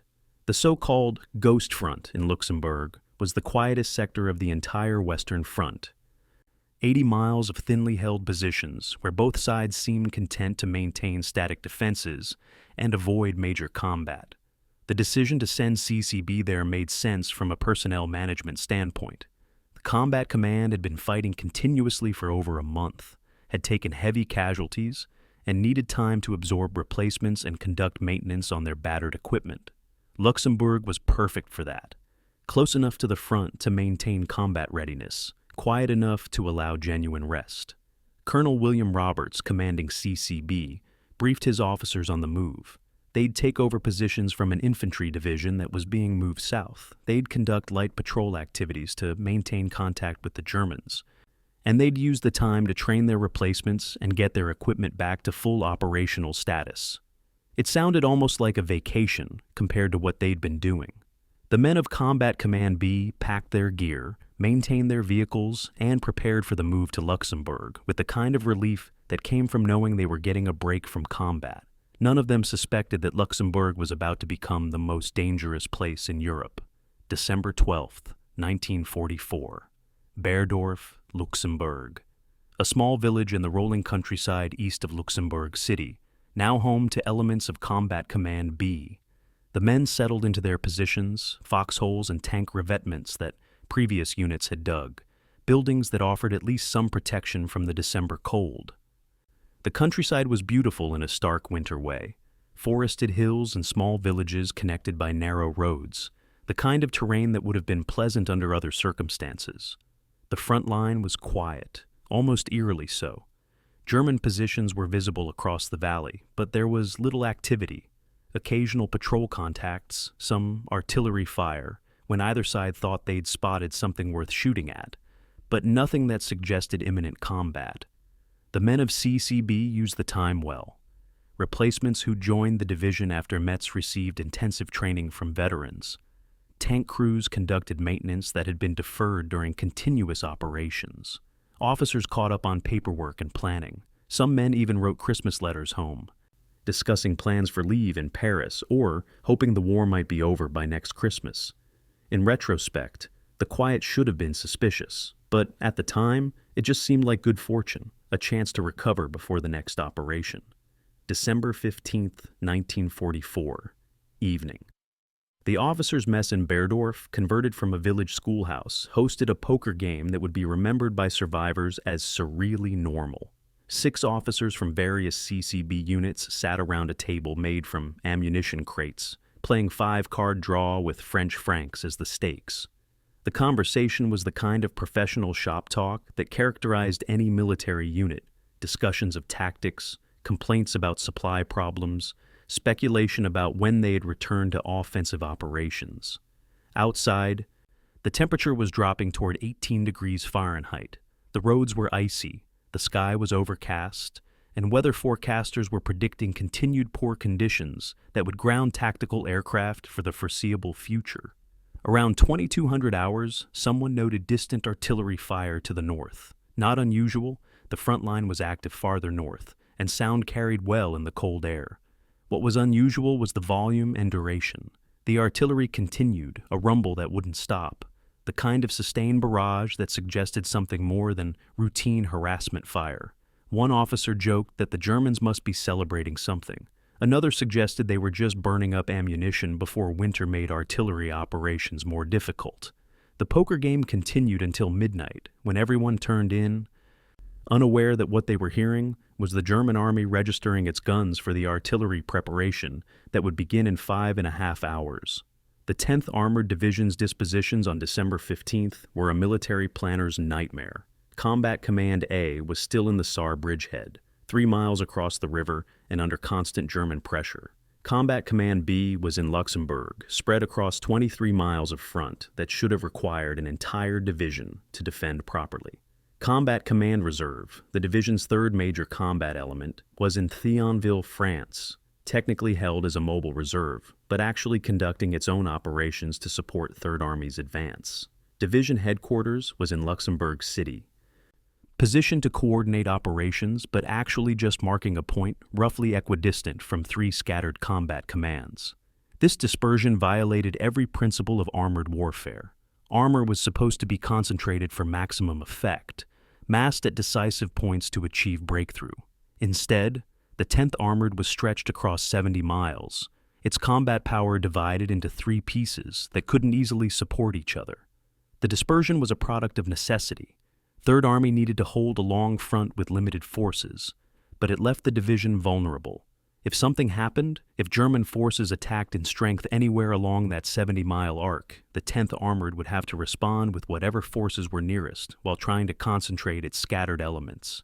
That kind of response took time, required coordination, and assumed that communication systems would remain functional under stress. The intelligence picture on December 15th was simultaneously comprehensive and completely wrong. American intelligence officers knew a great deal about the German army facing them: unit designations, approximate strengths, defensive positions. What they didn't know was that the Germans had secretly concentrated 29 divisions in the Ardennes sector, including elite Panzer and Volksgrenadier formations, for an offensive that would dwarf anything the Allies had anticipated. The intelligence failure wasn't about lack of effort. American intelligence officers had worked hard to understand German capabilities and intentions, but they had made assumptions based on what seemed logical. The Germans were losing the war. They lacked fuel and ammunition for major operations. They needed to conserve forces for the defense of Germany itself. All of those assumptions were correct. What intelligence missed was that German high command had decided on a desperate gamble, committing resources to an offensive that, if successful, might split the Allied armies and force a negotiated settlement, and if unsuccessful, would waste forces desperately needed for Germany's defense. It was an irrational decision by rational standards, which is exactly why Allied intelligence didn't predict it. The sector that the 10th Armored was defending, and the wider area, including the Ardennes forest to the north, had been designated as a quiet zone precisely because it seemed unsuitable for major operations. The terrain was broken, forested, laced with rivers and ridges that favored defenders. The roads were narrow and few, making it difficult to support large-scale armored operations. The weather in December was terrible, negating Allied air superiority. By logical military analysis, this was the last place anyone would launch a major offensive, which of course made it exactly the place to attack if you were trying to achieve surprise.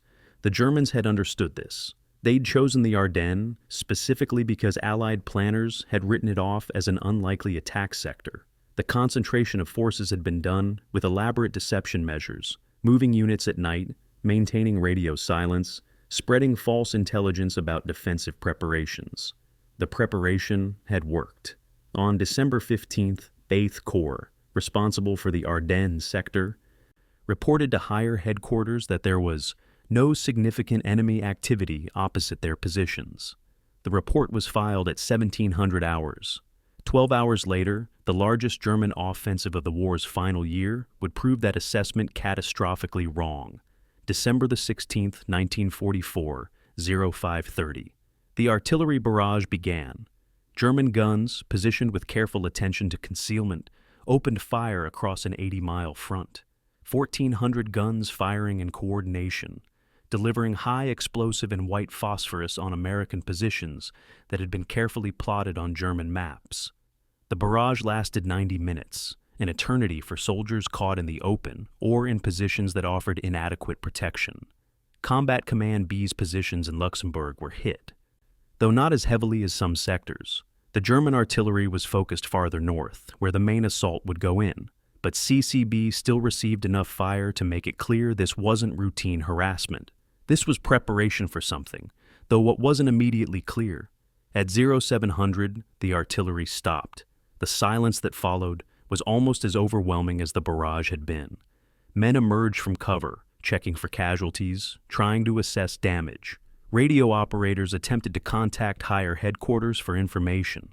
Tank commanders climbed into their turrets and scanned forward positions through binoculars. And then, out of the winter darkness and ground fog, the German infantry came. The situation reports that reached division headquarters over the next 6 hours were fragmentary and confusing. CCB reported German attacks in their sector, strength unknown. 8th Corps headquarters reported major German assault across multiple sectors to the north. Radio communications were difficult, some circuits jammed by German interference, others simply overwhelmed by traffic. What was clear by noon on December 16th was that something very large was happening, that this was more than a local attack or a raid. What wasn't clear was the scale. Was this a major offensive? A limited objective attack? A spoiling attack meant to disrupt Allied plans? General Neugarten, trying to piece together a picture from incomplete information, faced a commander's nightmare. He had 3 combat commands in 3 different locations, German forces attacking somewhere in strength, and orders that still required him to hold the Saar bridgehead, while also responding to whatever was happening in Luxembourg.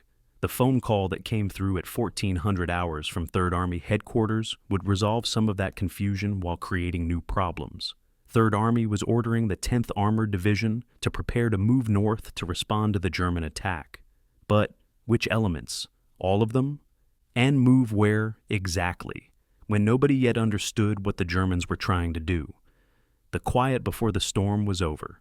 The storm itself was beginning, and the 10th Armored Division was about to be tested in ways that Metz had never prepared them for.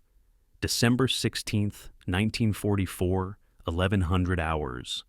Division Headquarters, Luxembourg City.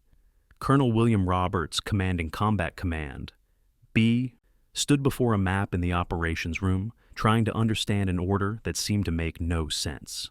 The fragmentary order from 3rd Army Headquarters was brief. Move CCB to Bastogne immediately.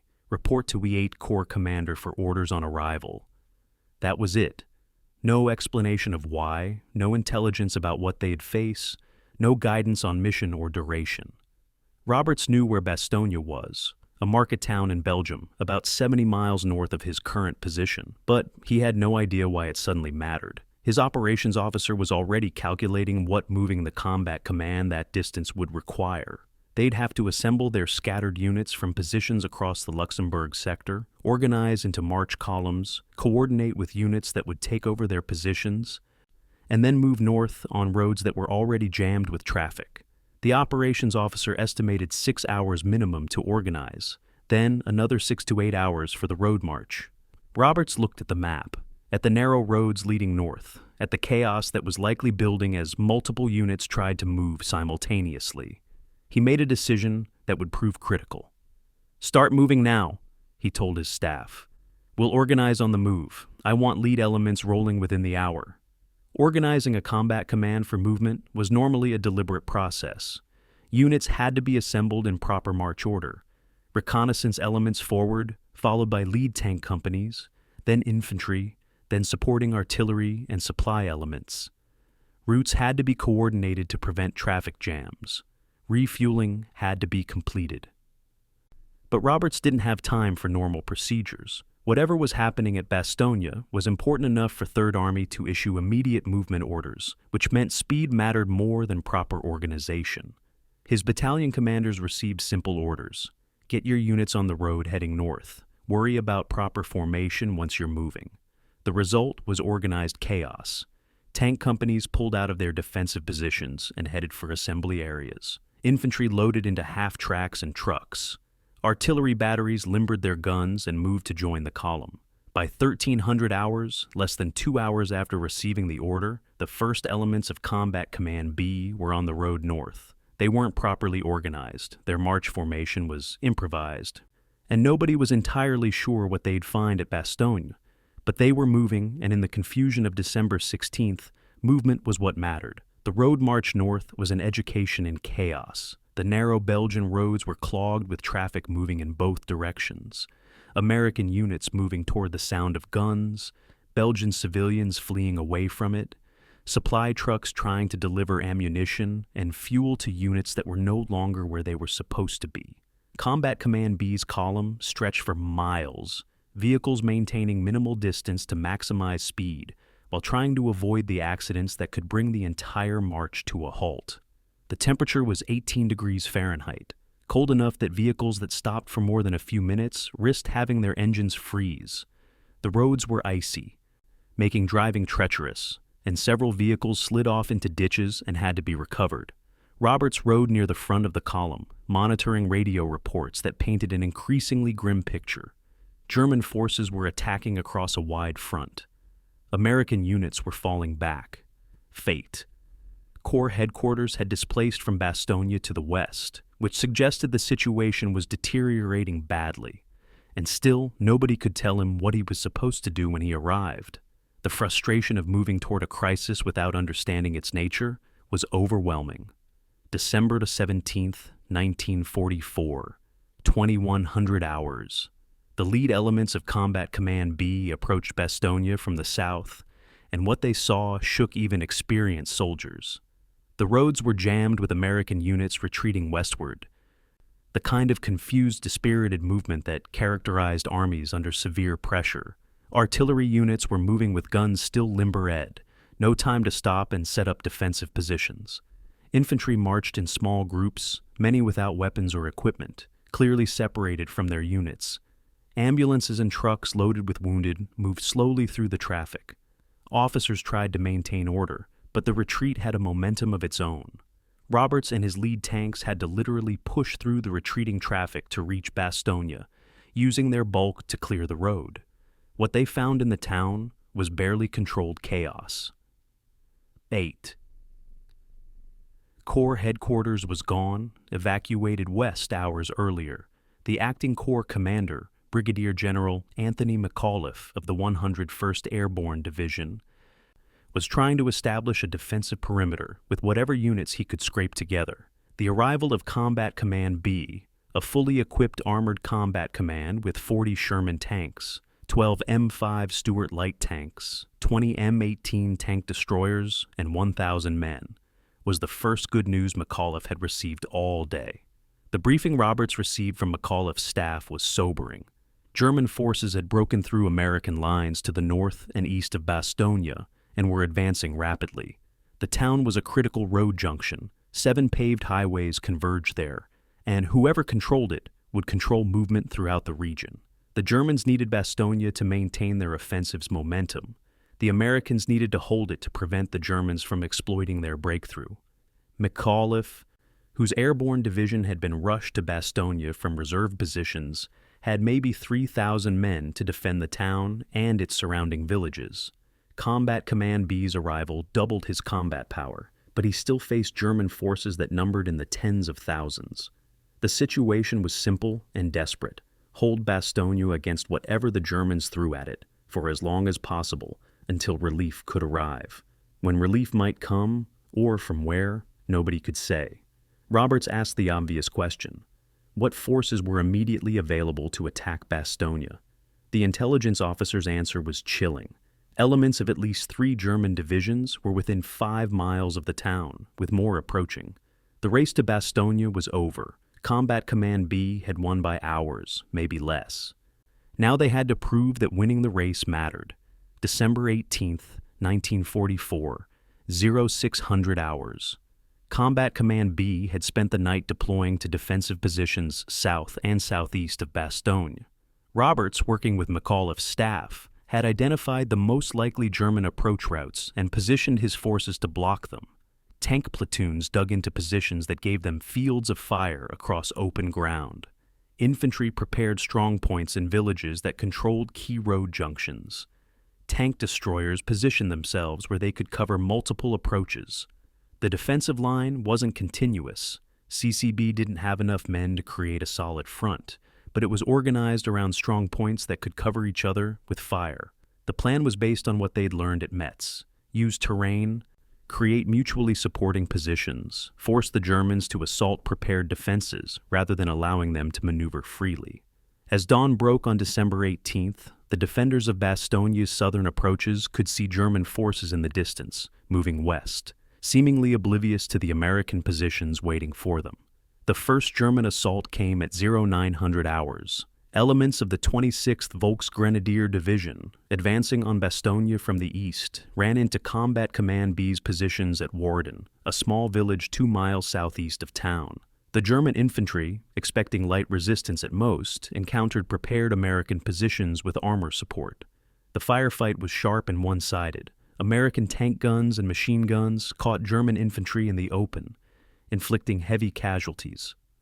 German commanders, surprised to find strong resistance, pulled back to reorganize. They had expected to walk into Bastogne that morning. Instead, they had discovered that American armor had arrived first and was dug in. The assault at Warden was probing, testing American strength and positions. The real attacks would come later, once the Germans understood what they were facing and brought up heavier forces. But that first contact achieved something critical. It bought time. Every hour the Germans spent organizing their assault was another hour for Bastogne's defenders to improve their positions, for reinforcements to arrive, for the defensive perimeter to solidify. The afternoon of December 18th brought the realization of just how desperate the situation was. Intelligence reports indicated that German forces were flowing past Bastogne to the north and south, bypassing the town rather than attacking it immediately. This was tactically sound for the Germans. Why waste time and forces reducing a strong point when you could bypass it and continue the advance? But it also meant Bastogne was being surrounded. By 1500 hours, the last road west was under German fire. By 1700 hours, that road was cut entirely. Bastogne was encircled. Combat Command B and the 101st Airborne Division, along with various supporting units, were now surrounded by German forces that outnumbered them by at least 5-1. Supplies of ammunition, food, and medical materials were whatever they had brought with them, or whatever was already in Bastogne's depots. Reinforcement was impossible. The only question was how long they could hold before being overwhelmed. December 18th, 1944, evening. Colonel Roberts gathered his battalion commanders for a meeting that was equal parts planning session and morale boost. The situation was clear to everyone. They were surrounded, outnumbered, cut off. Under normal circumstances, surrounded forces either broke out or surrendered, but these weren't normal circumstances. Third Army was already moving north to relieve Bastogne, Roberts told them, though he had no specific information about timing or routes. Their job was to hold the southern approaches to Bastogne to prevent German forces from taking the town for as long as it took relief to arrive. How long might that be? Days, certainly, possibly a week or more. Could they hold that long? Roberts looked at his officers, men who'd fought through Metz, who'd adapted tactics and survived against experienced enemies, and gave them the answer that would define Combat Command B's next week. We held Metz for 2 weeks against prepared defenses. Now we're the prepared defense. The Germans are going to discover that taking Bastogne from us is harder than they think. The confidence was partly real, partly performance. Roberts knew the odds they faced, but he also knew that morale mattered, that soldiers who believed they could hold usually found a way to do exactly that. The question wasn't whether they could hold indefinitely, they couldn't, but whether they could hold long enough. That answer would be written in the frozen fields and small villages around Bastogne over the next 8 days. The road march from Luxembourg to Bastogne covered 73 miles and took 19 hours, including brief stops for refueling and mechanical repairs. Combat Command B had moved from comfortable rear area positions to the center of the war's largest battle in less than a day. They had arrived with minimal information, no time for reconnaissance, and orders that amounted to, "Hold this town." In the chaotic first days of the Battle of the Bulge, when American forces across the Ardennes sector were retreating or surrendering, Combat Command B's rapid movement to Bastogne and immediate organization of effective defenses stood out as exceptional. Later analysis would show that they'd won the race to Bastogne by approximately 4 hours. German forces could have seized the town on December the 17th if American armor hadn't arrived when it did. Those 4 hours, purchased by Colonel Roberts' decision to start moving immediately rather than organizing first, would prove to be some of the most important hours of the entire battle. The siege of Bastogne, the battle that would capture American imagination and define the Bulge in popular memory, was possible only because Combat Command B of the 10th Armored Division had gotten there first. What they would do in the days ahead would validate that race and prove that sometimes winning by hours was enough. December 17th, 1944. Supreme Headquarters, Allied Expeditionary Force, Versailles, France. The morning briefing began with General Dwight Eisenhower's intelligence officer presenting a map that showed German penetrations across an 80-mile front in the Ardennes. Red arrows indicated German advances, some already 10 miles deep into American-held territory. Blue unit symbols showed American formations, many marked with question marks indicating their status was unknown. Eisenhower studied the map silently for several minutes, and his staff officers waited for his assessment. What the Supreme Commander saw was either a local German counterattack or something much worse. The intelligence officer's preliminary estimate suggested the Germans had committed at least 15 divisions to the offensive, possibly more. That wasn't a counterattack. That was a major operation. the kind that required months of planning and significant resource commitment. Eisenhower made two decisions in that briefing that would shape the Allied response. First, this was to be treated as a major German offensive, not a local problem.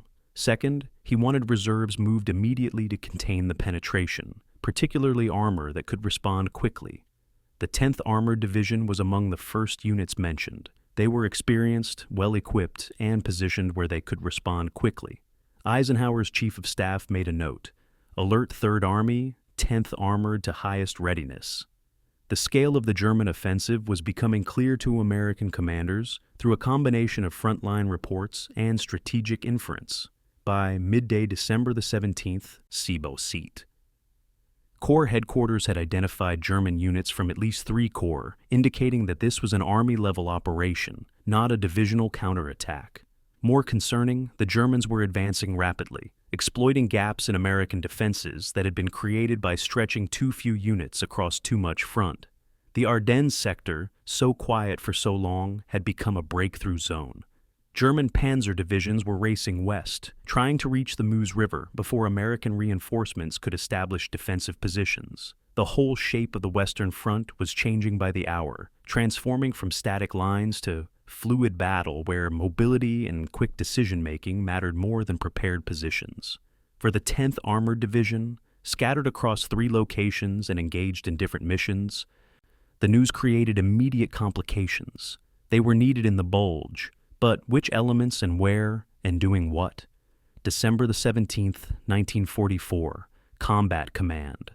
A positions, Saar Bridgehead. The combat command that had fought so hard to establish positions across the Saar River received orders that seemed incomprehensible. Hold in place, defend the bridgehead against German counterattacks, do not withdraw. Lieutenant Colonel Miles Standish, commanding CCA, read the orders and immediately protested to division headquarters. His combat command was holding an advanced position that had made sense when 3rd Army was planning an offensive into Germany, but with German forces breaking through to the north, the Saar bridgehead was suddenly irrelevant.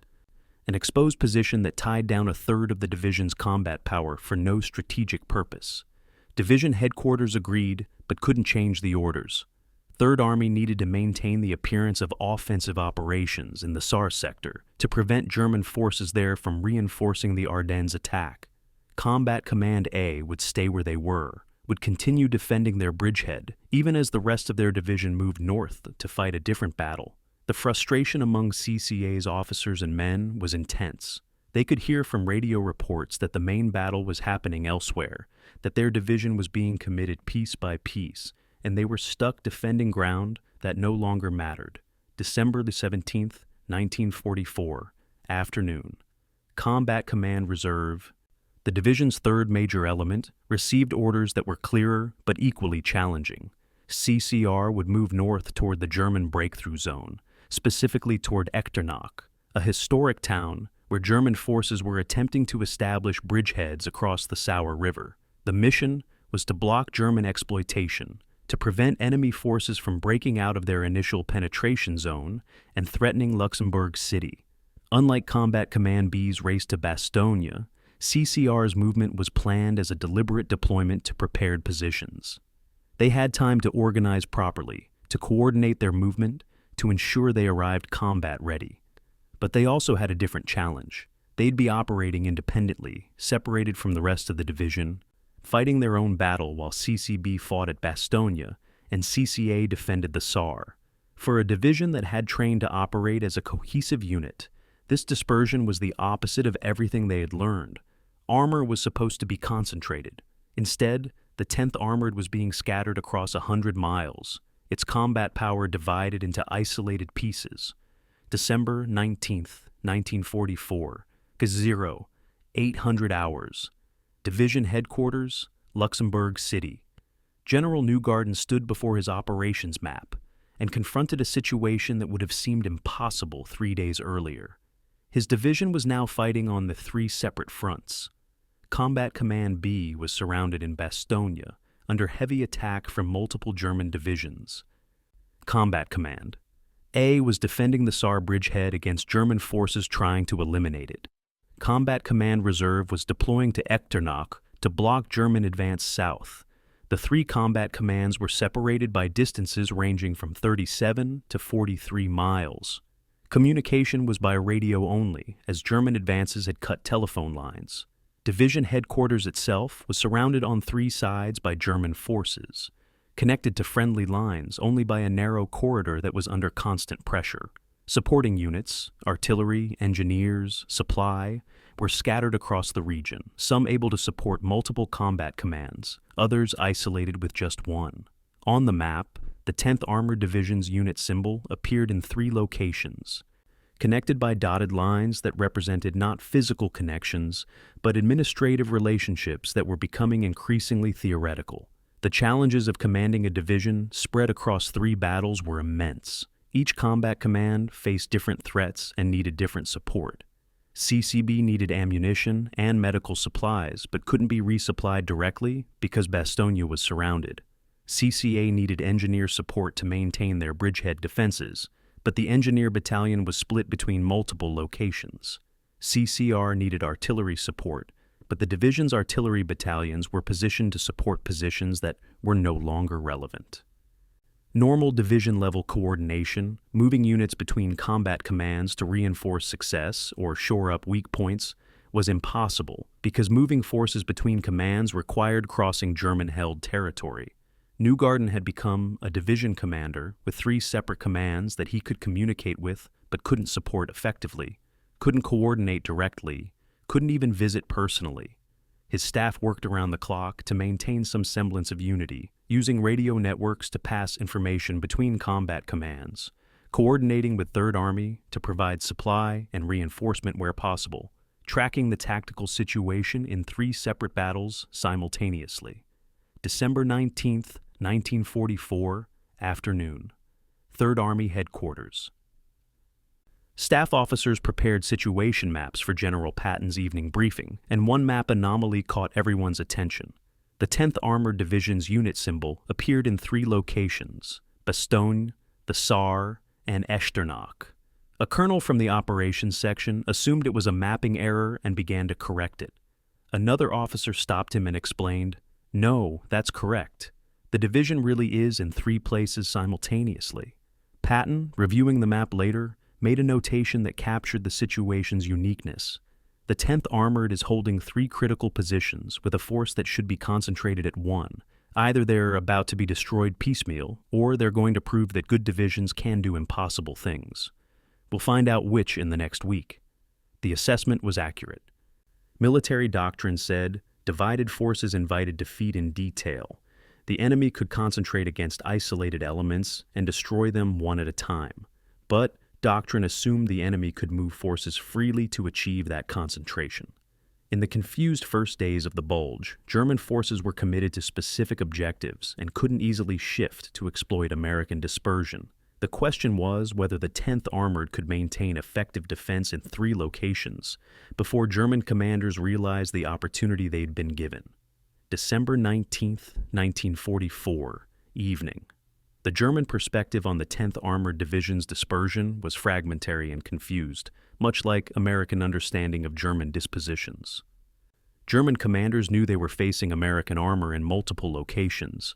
Their intelligence had identified the 10th Armored before the offensive, but they hadn't realized that what they were fighting were separated elements of a single division. 5th Panzer Army was focused on Bastogne and the American forces defending it, but their intelligence classified those forces as mixed elements from multiple units, rather than recognizing that Combat Command B represented a third of an entire armored division.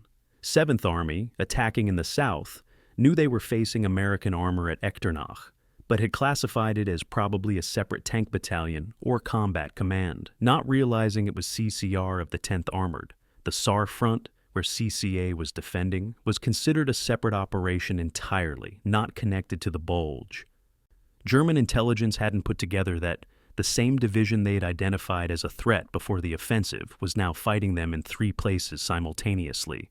This intelligence failure worked to the Americans' advantage. If German commanders had realized that they were facing divided elements of a single division, they might have concentrated forces to destroy those elements individually.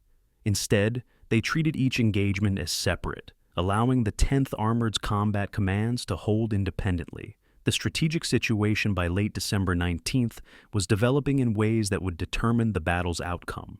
German forces had achieved significant penetrations, but hadn't reached their objectives. The critical road junctions they needed, Bastogne especially, remained in American hands.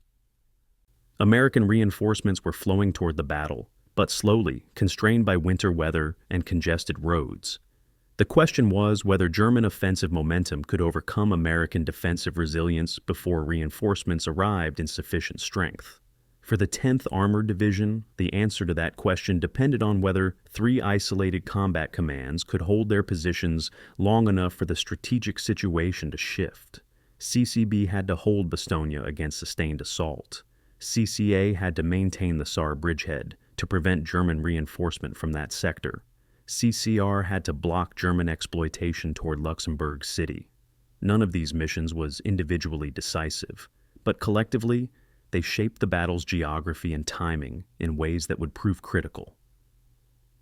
December 20th, 1944. The full scope of the 10th Armored Division's situation was becoming clear to everyone from division staff to individual soldiers. They were fighting 3 separate battles with no prospect of mutual support. Communication between combat commands was possible but difficult.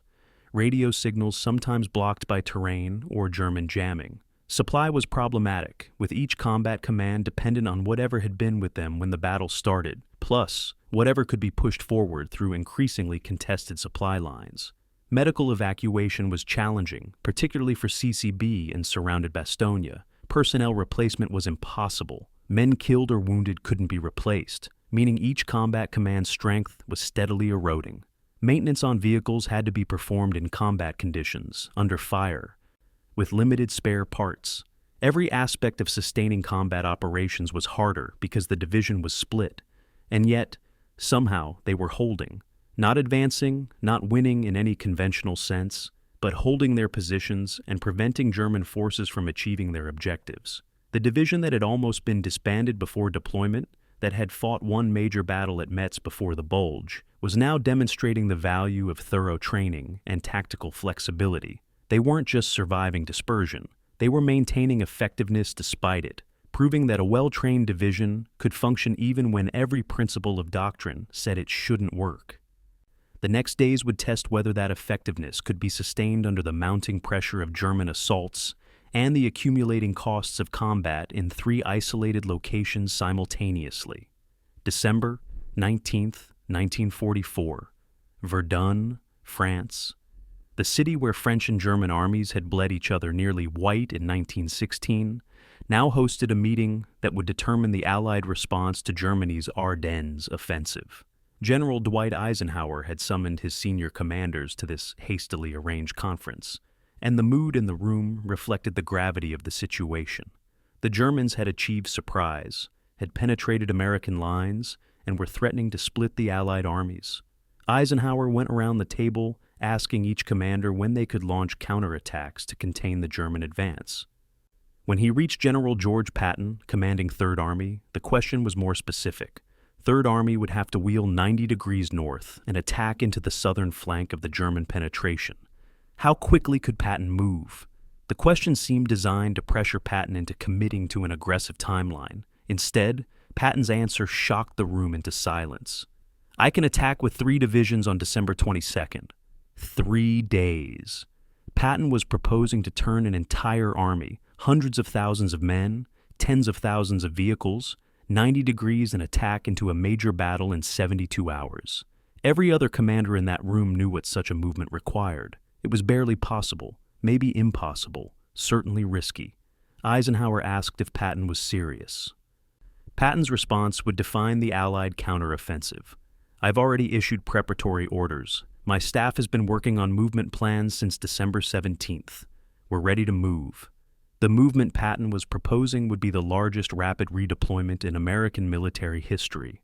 3rd Army would disengage from its current operations in the Saar sector, turn north, move 50 to 100 miles depending on unit locations, and attack into the southern flank of German forces that were still advancing west. The maneuver required moving 133,178 vehicles, 62,000 tons of supplies, and coordinating the movements of 6 divisions over icy roads in winter weather. The risk was enormous. If the movement got tangled, if units couldn't move as quickly as planned, if German forces detected the movement and repositioned to counter it, the entire Third Army could be caught strung out on roads and destroyed piecemeal. But Patton had been thinking about exactly this kind of maneuver for months, had wargamed similar scenarios, had positioned his headquarters staff to do exactly the kind of rapid planning that such operations required. More importantly, he'd already identified which units would lead the attack, and first among them was the 10th Armored Division. Not all of it. Parts of the division were already committed at Bastogne and Echternach, but whatever elements could be freed up would be at the spearhead of Third Army's drive to relieve Bastogne. December 20th, 1944, 0800 hours, Third Army Headquarters. Patton's chief of staff was briefing division commanders on the Third Army's movement and attack plan. The briefing was detailed, covering movement routes, timelines, objectives, support arrangements. But one element of the plan immediately caused concern among the assembled commanders. The success of Third Army's attack depended on the 10th Armored Division maintaining multiple defensive positions, even while other elements of the division were being repositioned for offensive operations. Specifically, Combat Command B had to hold Bastogne indefinitely, tying down German forces that would otherwise be available to oppose Third Army's advance. Combat Command A had to continue defending the Saar bridgehead to prevent German forces in that sector from reinforcing the Ardennes battle. Combat Command Reserve would hold Echternach to prevent German exploitation eastward. Only division headquarters and supporting units would be immediately available for offensive operations, and even those would have to be reconstituted into provisional combat commands using whatever forces could be scraped together. One commander voiced what everyone was thinking. You're asking the 10th Armored to defend in 3 locations and attack in a 4th simultaneously. That's not a division, that's 4 separate battles. Patton's response to that concern revealed his understanding of what made certain units capable of exceptional performance. The 10th Armored is the best trained division in Third Army.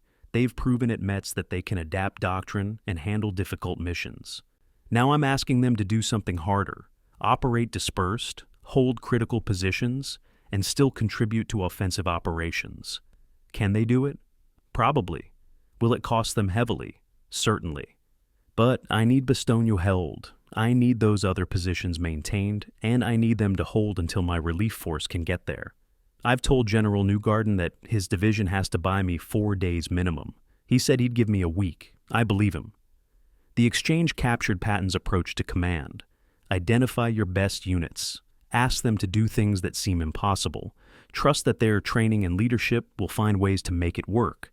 It was an approach that got results, but also consumed units quickly, burning through their strength and cohesion in pursuit of operational objectives. The 10th Armored was about to discover the cost of being Patton's most trusted division. December 21st, 1944. Patton made a personal visit to 10th Armored Division headquarters in Luxembourg City, traveling forward despite the tactical situation. The meeting with General Neugarten was private, but Patton's aide recorded the key exchange. Patton, I need your division to do something that violates every principle of armored warfare. You're going to stay dispersed, fight 3 separate battles, and hold your positions no matter what it costs. Other divisions will do the attacking. Your job is to be the anvil while I bring the hammer. Can you do it? Neugarten's response was carefully considered.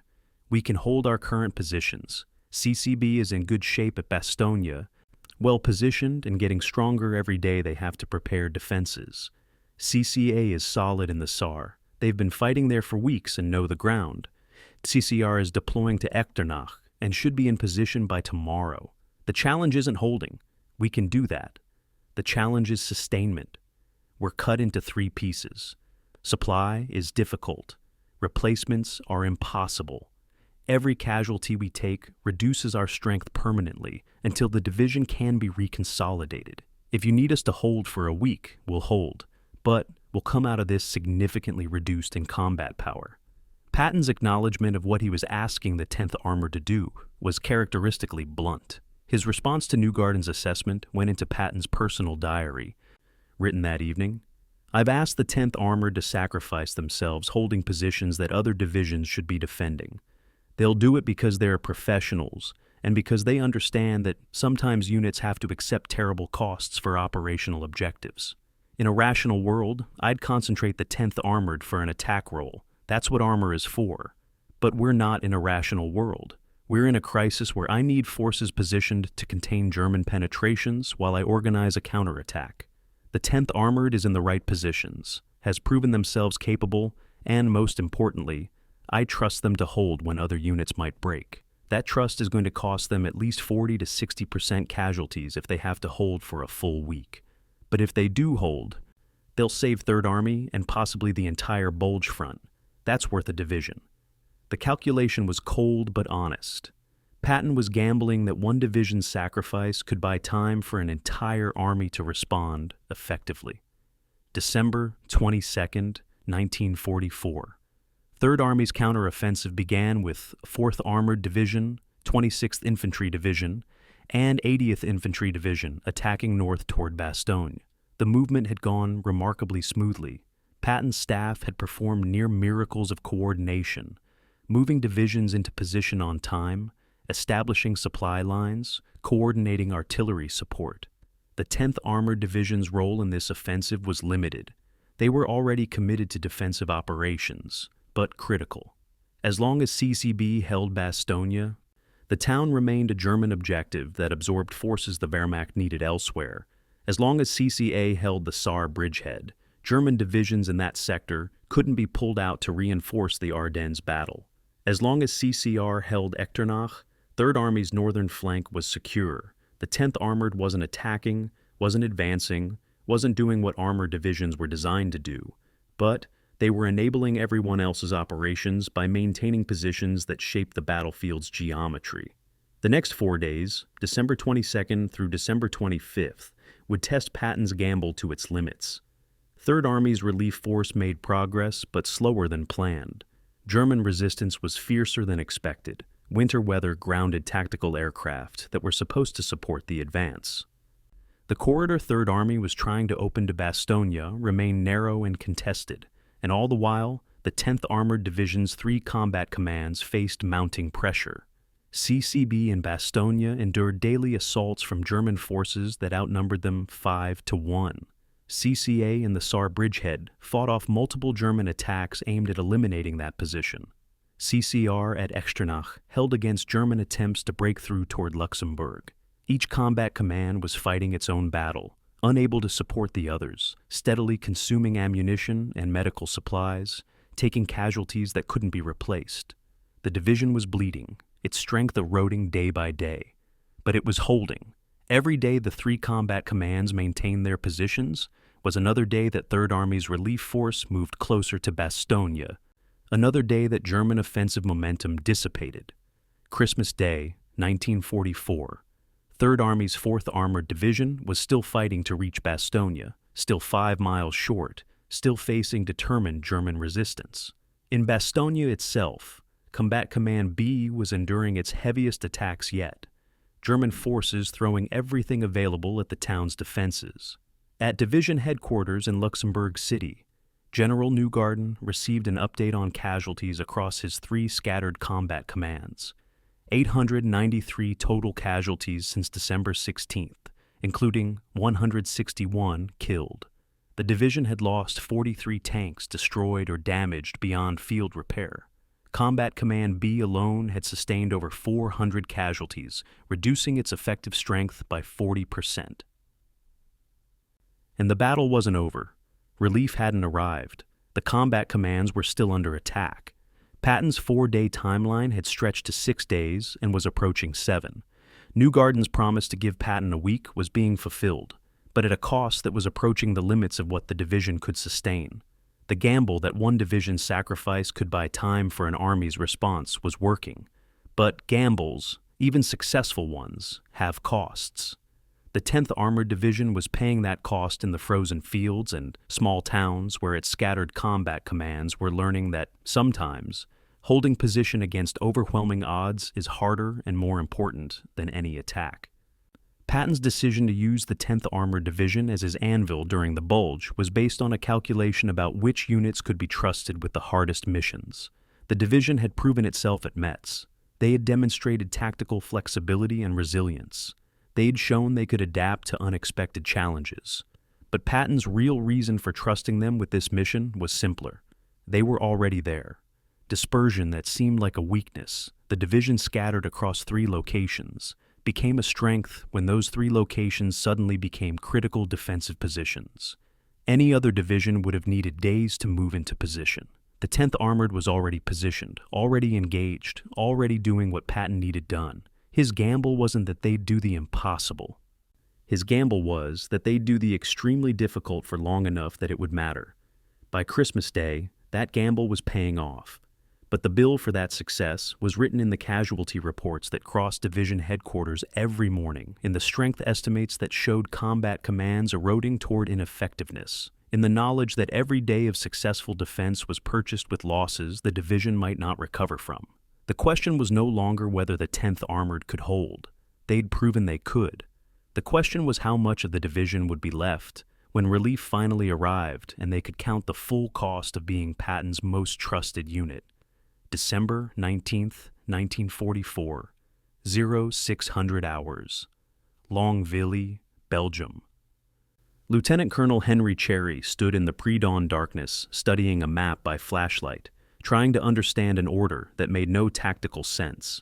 His task force, designated Team Cherry and comprising 500 men, 15 Sherman tanks, and elements of the 20th Armored Infantry Battalion, had been ordered to hold Longueville, a small village 5 miles east of Bastogne.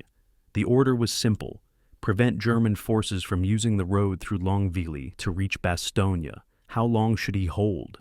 Indefinitely? With what support? Whatever you have with you. Cherry folded the map and looked at his officers. They had arrived at Longueville 3 hours earlier, part of Combat Command B's hasty deployment to defend Bastogne's approaches. Now, as dawn approached, they could hear vehicle noises to the east. German forces were approaching, and Cherry's small task force was the only thing between them and Bastogne. He'd trained for 2 years, fought at Metz, learned tactical flexibility the hard way. Nothing in that experience had prepared him for what he was about to face. Defending an indefensible position against overwhelming odds with the full knowledge that retreat wasn't an option because the road he was defending was the road Bastogne's defenders needed to keep closed. The village of Longueville sat at a crossroads controlling access to Bastogne from the east. The terrain was gently rolling farmland, offering little in the way of natural defensive advantages. The village itself consisted of perhaps 30 stone buildings clustered around the road junction, with scattered farm structures on the approaches.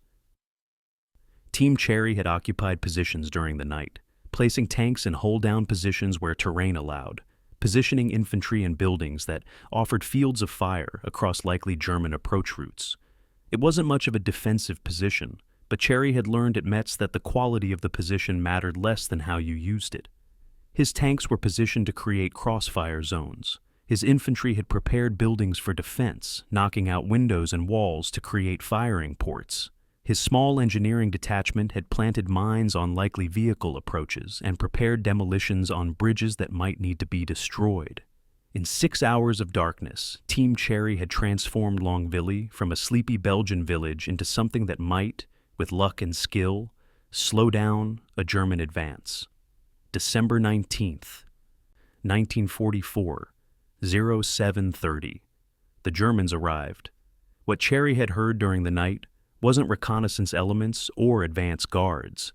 It was the 2nd Panzer Division, 13,000 men and 120 tanks, one of the Wehrmacht's elite armored formations. They'd been advancing all night, racing west toward the Meuse River, and Longueville was just another small village to pass through on their way.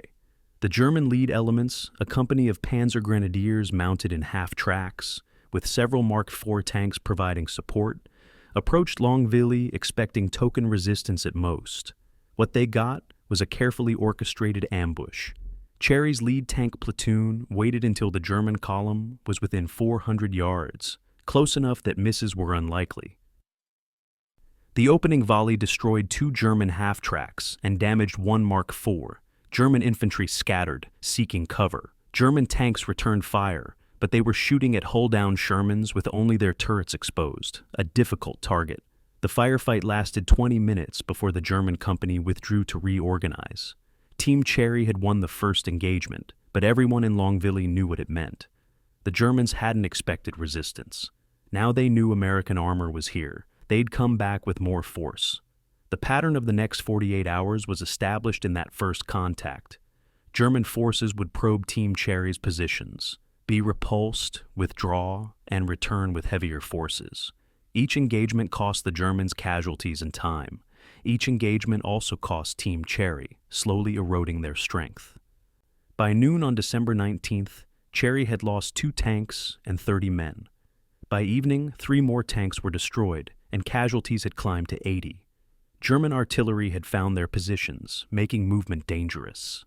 German infantry had infiltrated into buildings on Longueville's outskirts, forcing constant clearing operations. But the village was still in American hands and the road to Bastogne remained closed. 5 miles to the west, Combat Command B and the 101st Airborne Division were using that time to strengthen Bastogne's defenses. Every hour that Team Cherry held was another hour that Bastogne's defenders had to prepare for the siege that was coming. December 20th, 1944. Dawn. Team Cherry woke to discover they were surrounded. During the night, German forces had bypassed Longueville to the north and south, continuing their advance west. The 2nd Panzer Division's main body had moved past without attacking, leaving rearguard elements to reduce the American position. Team Cherry was now an island in German-held territory, cut off from friendly forces, supplied only by what they had brought with them. Radio communication with Combat Command B headquarters in Bastogne was intermittent, German jamming making contact difficult. Cherry's morning situation report was grim. 12 operational tanks remaining of 15 original, 362 men of 500 original, ammunition down to 40%. No possibility of resupply. The headquarters response was brief. Hold as long as possible. Your position is critical to Bastogne defense. There was no mention of relief, no suggestion that help was coming. The message was clear. Team Cherry was on their own, and their mission was to die in place if that's what it took to buy Bastogne more time.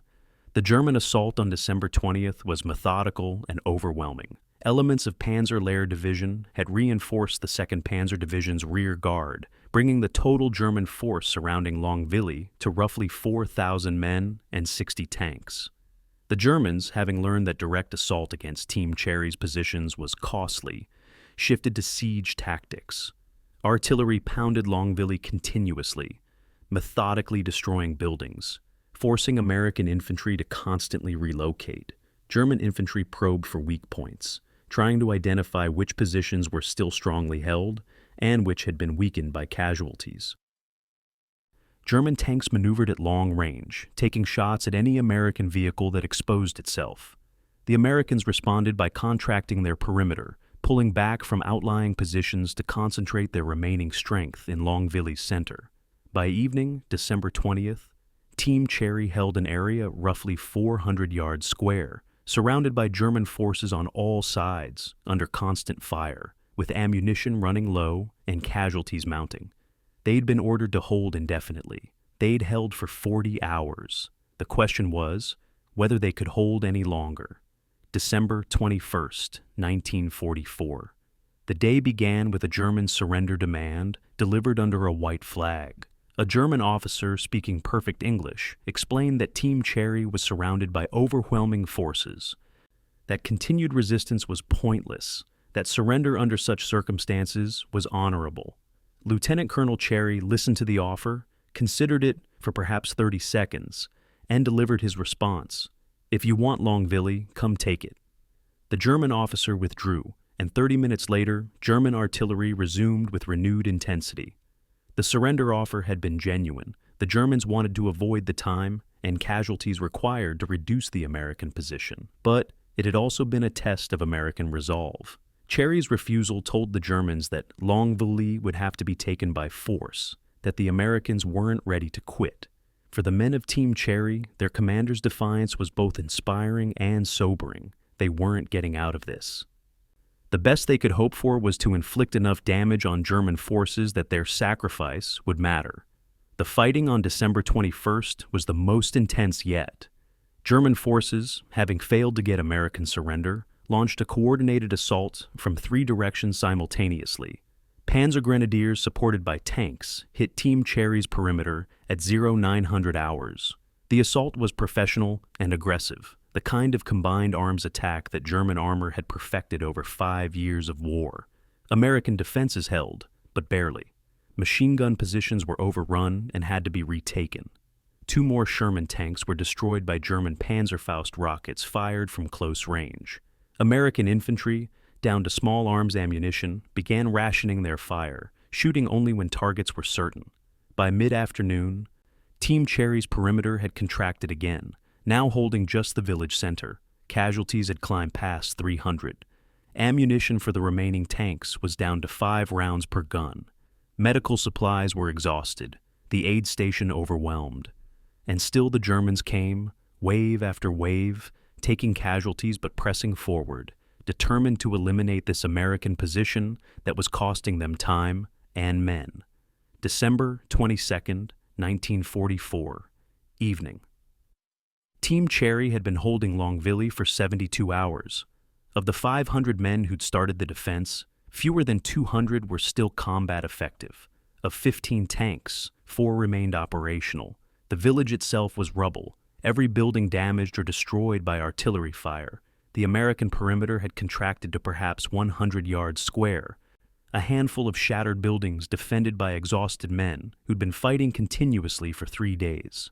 Radio contact with Bastogne was lost, German jamming finally overwhelming American communications. Team Cherry was effectively isolated, cut off not just physically but informationally. They had no idea whether Bastogne still held, whether their sacrifice was buying anything, whether relief was coming. All they knew was that Germans were still attacking and they were still fighting back. The mission was to hold indefinitely. They were still holding. That was all that mattered. December the 23rd, 1944, 0200 hours. Lieutenant Colonel Cherry made the decision that probably saved what was left of his command. Further defense was impossible. The remaining tanks were out of ammunition. Infantry small arms ammunition was nearly exhausted. Casualties couldn't be evacuated or even properly treated. The Germans would overrun the position at dawn, and continuing to defend would just mean dying for ground that couldn't be held. Cherry's decision, attempt to break out, fight through German lines on foot, try to reach Bastogne 5 miles away. The men who could walk, 60 able-bodied soldiers and perhaps 20 walking wounded, would attempt the breakout. The seriously wounded, 120 men who couldn't be moved, would have to be left behind with a medical officer to surrender them to German forces. It was the nightmare scenario every commander dreaded, abandoning wounded men because taking them would doom everyone. Cherry's orders were simple: move in small groups, avoid German positions where possible, fight through where necessary, every man for himself once they were past German lines. At 0300 hours, in darkness and freezing rain, the survivors of Team Cherry abandoned Longueville and began infiltrating through German positions toward Bastogne. The breakout was chaos. Small groups of American soldiers moved through darkness, trying to avoid German positions, sometimes stumbling into German units and fighting brief, vicious firefights before breaking contact. Some groups got lost in the darkness and ended up moving away from Bastogne, eventually being captured or killed. Other groups ran into German ambushes and were wiped out. Cherry himself led one group of 20 men, navigating by compass and dead reckoning, fighting through 2 German positions during the 5-mile journey. By dawn on December 23rd, stragglers began reaching American lines around Bastogne. Throughout the morning, more arrived. The final count: 60 survivors of Team Cherry's 500 men reached Bastogne. 12 tanks destroyed, 3 abandoned when ammunition ran out. 380 casualties, most left behind in Longueville when the breakout began. Cherry's after-action report, written 2 days later when exhaustion and shock had worn off enough to let him write coherently, contained one sentence that captured everything. We didn't hold Longueville. We died there. The sacrifice of Team Cherry bought Bastogne 48 critical hours. From December 19th, when they first engaged German forces, until December 21st, when the last organized defense collapsed, Team Cherry had forced the 2nd Panzer Division and elements of Panzerlehr to commit forces to reducing their position. Those forces, estimated at 4,000 men and 60 tanks at various points during the siege, couldn't be used to assault Bastogne. The time Team Cherry bought allowed Combat Command B and the 101st Airborne to dig in, to establish interlocking fields of fire, to mine approaches, to transform Bastogne from a town into a fortress.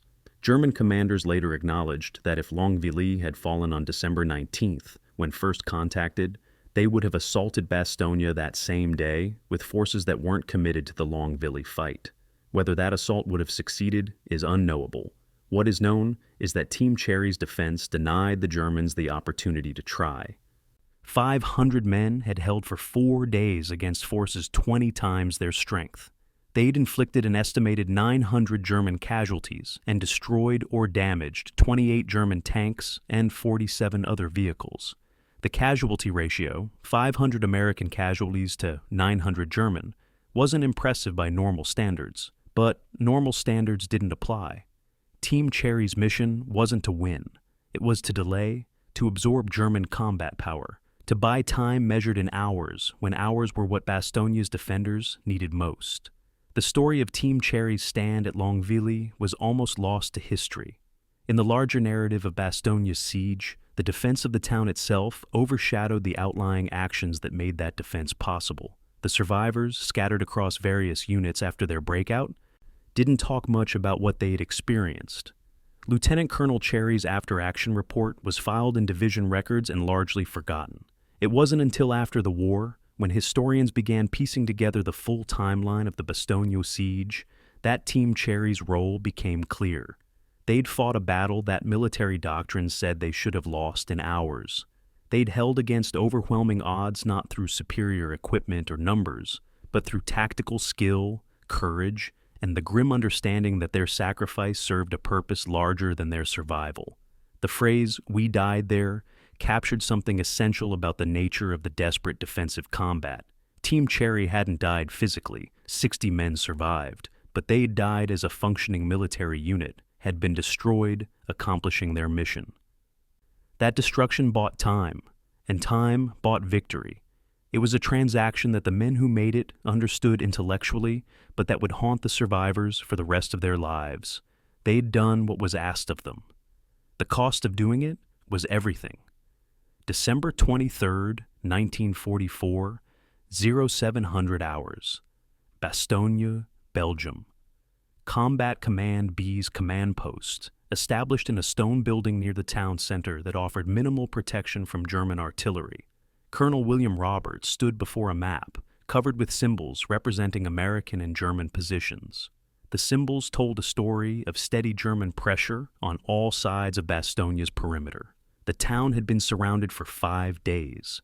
Radio intercepts suggested German reinforcements were arriving. Every approach road was cut, and yet, somehow, the defenses were holding. Roberts was explaining the situation to his battalion commanders, but really, he was trying to convince himself that the situation was sustainable. "The Germans are attacking piecemeal," he told them. "They're committing forces as they arrive, rather than waiting to mass for a coordinated assault. That's our advantage. As long as they attack in sequence rather than simultaneously, we can shift reserves to threaten sectors." One of his commanders asked the obvious question: how long could they maintain that advantage? Roberts' answer was honest. "Until we run out of ammunition, medical supplies, or men," in approximately that order. The dawn of December 23rd brought something Bastogne's defenders hadn't seen in days: clear sky. The fog and overcast that had blanketed the Ardennes since the offensive began had lifted, and for the first time, Allied aircraft could operate. The sound of aircraft engines, Allied engines, was the first good news the defenders had received all week. C-47 transport planes, protected by fighter escorts, began dropping supplies by parachute into the shrinking space inside Bastogne's perimeter. The first drop at 0900 hours brought ammunition, desperately needed after 5 days of continuous combat. Subsequent drops brought medical supplies, food, and more ammunition. Some parachutes drifted outside the American perimeter and were recovered by German forces, but most fell where intended. For Combat Command B's tankers, the resupply meant they could actually fire their guns again without rationing every round. For infantry, it meant enough ammunition to repel attacks without worrying about running dry. Most importantly, it meant they weren't alone. The airdrops were visible proof that someone outside Bastogne knew they were still fighting and was trying to help. The German assault on Christmas Eve was the most determined yet. Intelligence had warned that the Germans were preparing a major effort, and the attack began at 0800 hours with an artillery barrage that lasted 30 minutes. Then came the infantry, 5 separate assault groups hitting different sectors of Bastogne's perimeter simultaneously. This was the coordinated attack Roberts had feared, the kind that would test whether American defenses could hold when pressed everywhere at once. Combat Command B held the southern sector of Bastogne's perimeter, roughly 40% of the defensive line. All 5 German assault groups hit within CCB's area of responsibility. The fighting was close range and brutal. German infantry reached American positions in several places, forcing hand-to-hand combat in foxholes and buildings. American tanks, positioned in hull-down defensive positions, fired into German infantry at ranges measured in dozens of yards. Artillery support, carefully pre-registered on likely German approach routes, broke up German formations before they could concentrate. By mid-afternoon, the German assault had stalled. By 1700 hours, German forces were withdrawing, leaving their dead and wounded in the snow. The Americans had held, but at a cost. 43 casualties in CCB alone, 2 tanks destroyed, and ammunition stocks again running low. Christmas Day, 1944. The defenders of Bastogne woke to another clear morning and the largest German assault yet. Intelligence reports suggested the Germans had committed their armored reserve, a full panzer regiment, to the attack. The assault hit all around Bastogne's perimeter, but the main effort was against CCB's positions south of town. German tanks, Mark IVs, and Panthers advanced supported by Panzer Grenadiers. This was the kind of combined arms attack the Wehrmacht had perfected. Professional and aggressive. American defenses held because they had to. Tank crews fired from prepared positions, using terrain and concealment to offset the German armor's technical advantages. Infantry engaged German tanks with bazookas at close range, risky but effective. Artillery fired constantly, breaking up German formations and forcing them to spread out rather than concentrate. The battle lasted all day, German forces attacking in waves, American forces defending from positions that they had had nearly a week to prepare. By evening Christmas Day, the German assault had failed. The cost: 98 American casualties in CCB, 5 tanks destroyed, but the perimeter intact. The Germans had thrown everything available at Bastogne and had been repulsed. It was a defensive victory, but everyone knew that defensive victories were finite. Eventually, either German attacks would break through or American defenses would erode to ineffectiveness. December 26, 1944, 1600 hours. The sound that changed everything was different from the German artillery that had become background noise over the past week. This was American artillery firing from south of Bastogne, hitting German positions that had been preparing for another assault. Radio reports came through to CCB headquarters. 4th Armored Division had broken through German lines and was approaching Bastogne from the south. The relief force that Patton had promised, that had been fighting its way north for 4 days, had finally reached Bastogne. At 1645 hours, lead tanks of 4th Armored Division's 37th Tank Battalion made physical contact with Combat Command B's southern defensive positions. The siege was broken. The corridor 4th Armored had opened was narrow, barely 250 yards wide and under constant German fire. But it was open. Supplies could come in, wounded could be evacuated, reinforcements could arrive. Bastogne was still surrounded on 3 sides, still under attack, still a battle zone. But it was no longer isolated, no longer cut off, no longer facing the choice between holding indefinitely or being overrun. The 8 days from December 18th, when Combat Command B arrived in Bastogne, until December 26th, when relief arrived, had transformed CCB from a well-trained combat command into something else entirely. They'd held 40% of Bastogne's perimeter against repeated assaults by German forces that outnumbered them 5-1. They'd repulsed 47 separate German attacks, from company-sized probes to regiment-strength assaults. They'd fired 14,000 rounds of 75mm tank ammunition, 2.1 million rounds of small arms ammunition, and had called in countless artillery missions. The cost had been significant. 642 casualties, including 123 killed, 22 tanks destroyed, and the gradual erosion of combat effectiveness that came from continuous operations without relief. At the moment of breakthrough, CCB's effective strength was 570 men and 22 operational tanks, down from 1,000 men and 40 tanks when they'd arrived. They'd been reduced by attrition to roughly half strength, but they'd accomplished their mission. They'd held Bastogne's southern approaches, had prevented German forces from taking the town, had bought the time that Third Army's relief force needed to fight its way north. December the 27th, 1944.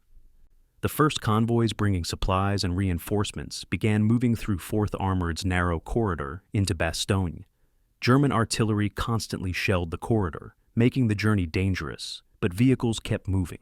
Combat Command B finally received the supplies they'd been rationing for a week: ammunition to replenish exhausted stocks, medical supplies to treat the wounded who'd been waiting for evacuation, fuel to top off tanks that had been operating on fumes.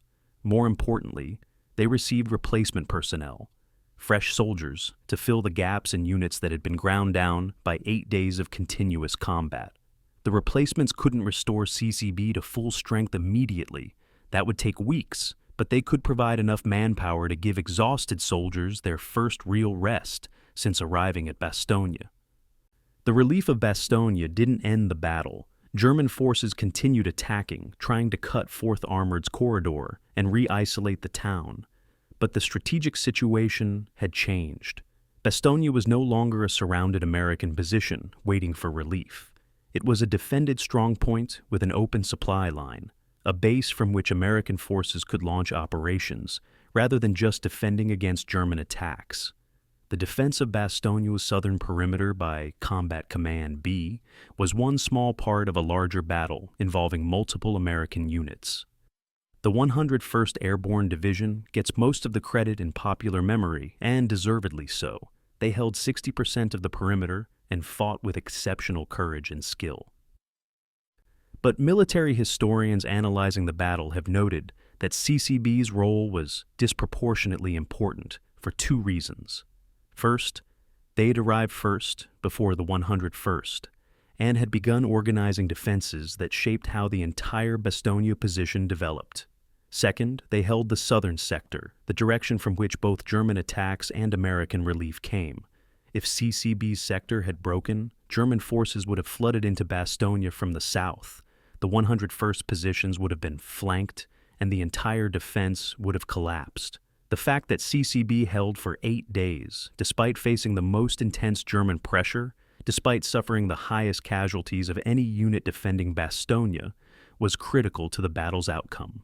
General McAuliffe, commanding the Bastogne defenders, noted in his after-action report that Combat Command B's defense of the southern approaches prevented the enemy from exploiting what appeared to be the most vulnerable sector of our perimeter. Their performance was instrumental in the successful defense.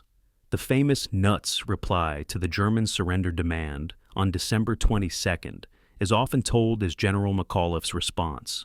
What's less well known is that the German demand was delivered to McAuliffe at Combat Command B's command post, that CCB officers were present for the discussion of how to respond, and that the defiant tone reflected not just McAuliffe's attitude, but the attitude of units like CCB that had been fighting for days and had no intention of surrendering.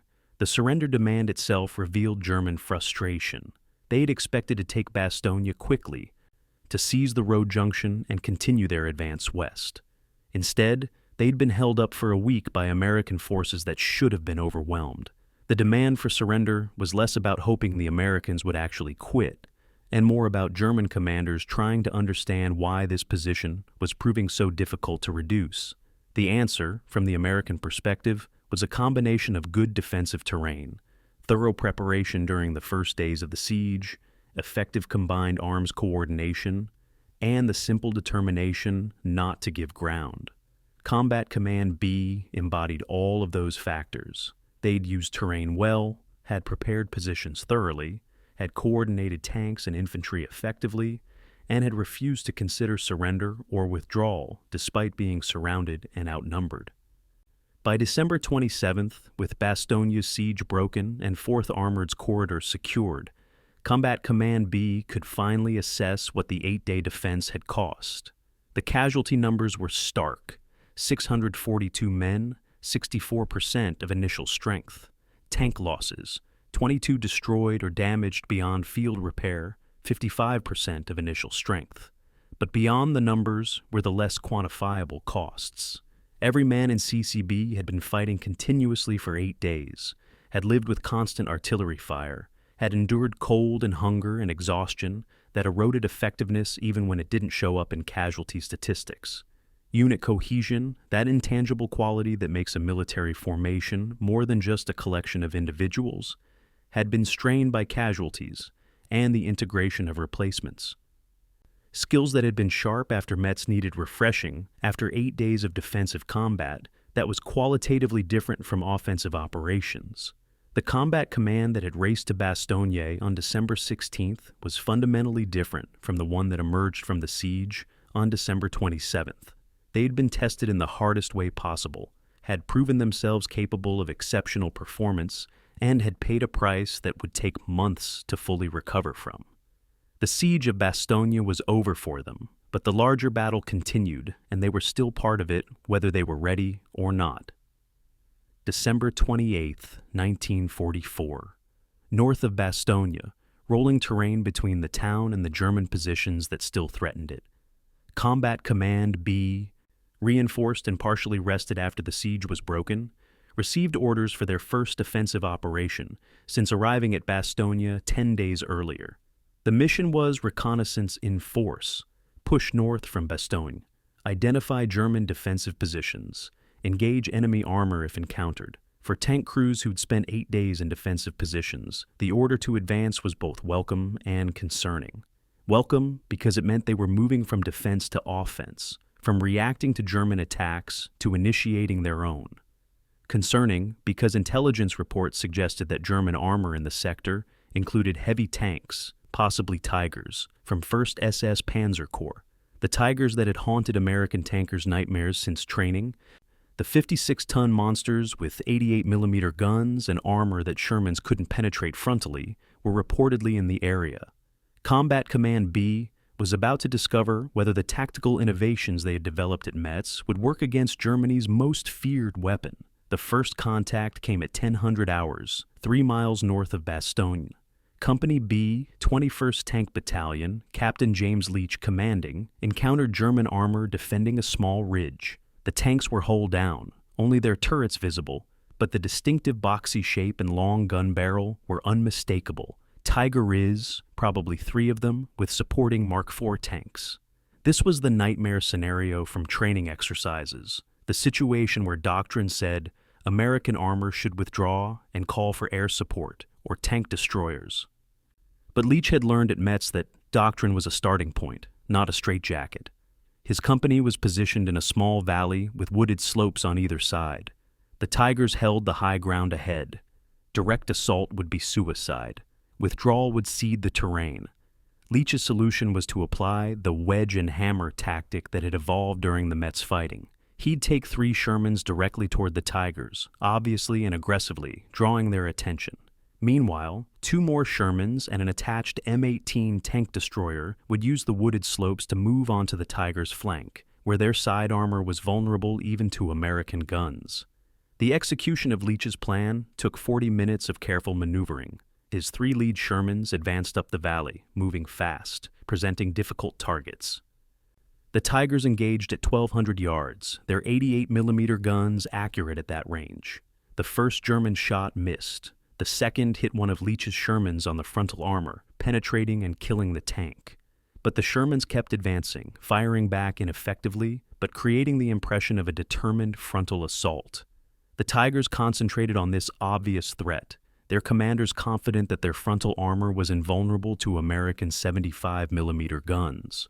They were right about their frontal armor. What they hadn't noticed was the American flanking force moving through the woods. At 10:45, Leach's flanking element reached firing positions 700 yards from the Tigers' flank. The M18 tank destroyer, with its 90mm gun, fired first. The round struck the lead Tiger in the side, penetrating the 70mm side armor and destroying the tank. The 2 Sherman tanks in the flanking force engaged the second Tiger, both firing simultaneously. One round missed, the other struck the turret ring, jamming the turret and immobilizing the tank. The third Tiger, recognizing the threat, began to traverse its turret toward the flanking force. Before it could engage, the tank destroyer fired again, hitting the Tiger in the engine compartment and setting it on the fire. 3 Tigers destroyed in less than 3 minutes. The engagement north of Bastogne was significant not for its tactical impact. 3 destroyed Tigers didn't change the strategic situation, but for what it proved about American armor tactics. The Tigers had every material advantage: better guns, better armor, better optics, better training. But material advantages could be offset by tactical sophistication.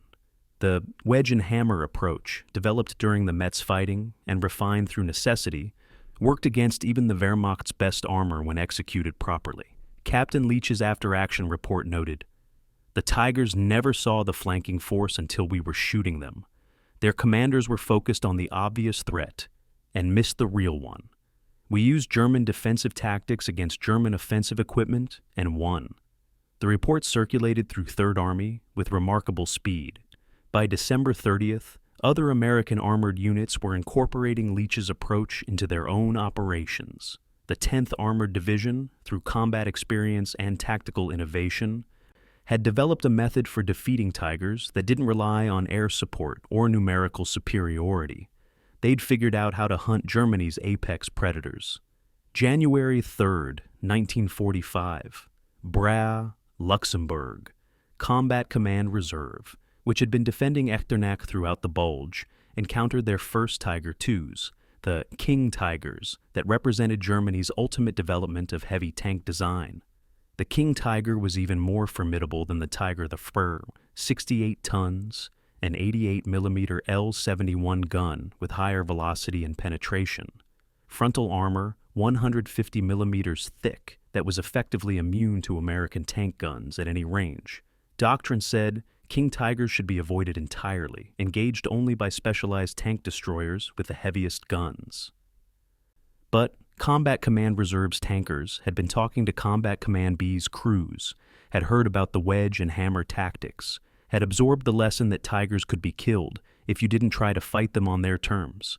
The engagement at Bras pitted 2 American M18 tank destroyers against 1 King Tiger defending a road junction. The Americans used terrain brilliantly, positioning themselves on a ridge 1,800 yards from the King Tiger, at the extreme effective range of their 90mm guns, but beyond where the King Tiger's commander could identify them clearly. The first American shot missed. The King Tiger began traversing its turret, trying to locate the threat. The second American shot struck the King Tiger's frontal armor and bounced off. The 90mm round insufficient to penetrate that thick plate, but the impact revealed the American position to the German crew. The King Tiger fired, missing the tank destroyers but forcing them to relocate.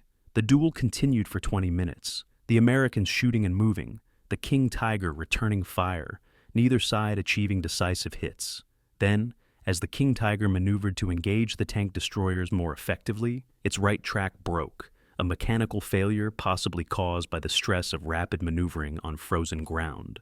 The immobilized King Tiger was destroyed by concentrated fire from both American tank destroyers. The engagement report noted, King Tiger destroyed by combination of long-range fire and mechanical failure. Enemy tanks' weight and complexity made it vulnerable to reliability issues that American tanks don't experience. By January 9, 1945, as the 10th Armored Division continued operations to reduce the Bulge salient, they'd accumulated an impressive record against German heavy armor. Official tallies, based on confirmed kills with photographic evidence or physical inspection of destroyed vehicles, credited the division with 27 Tiger and King Tiger destructions since December 16th. This was the highest Tiger kill count of any American division in Third Army, achieved in less than a month of combat. The kill methods varied. 18 destroyed by M, 18 Hellcat tank destroyers using their superior mobility and 90mm guns at long range, 6 destroyed by M10 tank destroyers, older and less mobile than the M18s but still effective when well positioned, 3 destroyed by Sherman tanks achieving flank or rear shots, always at close range where the Sherman's 75mm gun could penetrate thinner side armor. The statistics told a story of tactical adaptation. The 10th Armored wasn't winning Tiger fights through superior equipment. They didn't have it. They were winning through superior tactics, using American advantages in mobility and numbers to create situations where German material superiority didn't matter. The exchange ratio against Tigers was particularly revealing. For every American tank lost fighting German heavy armor, the 10th Armored destroyed 3.4 Tigers or King Tigers.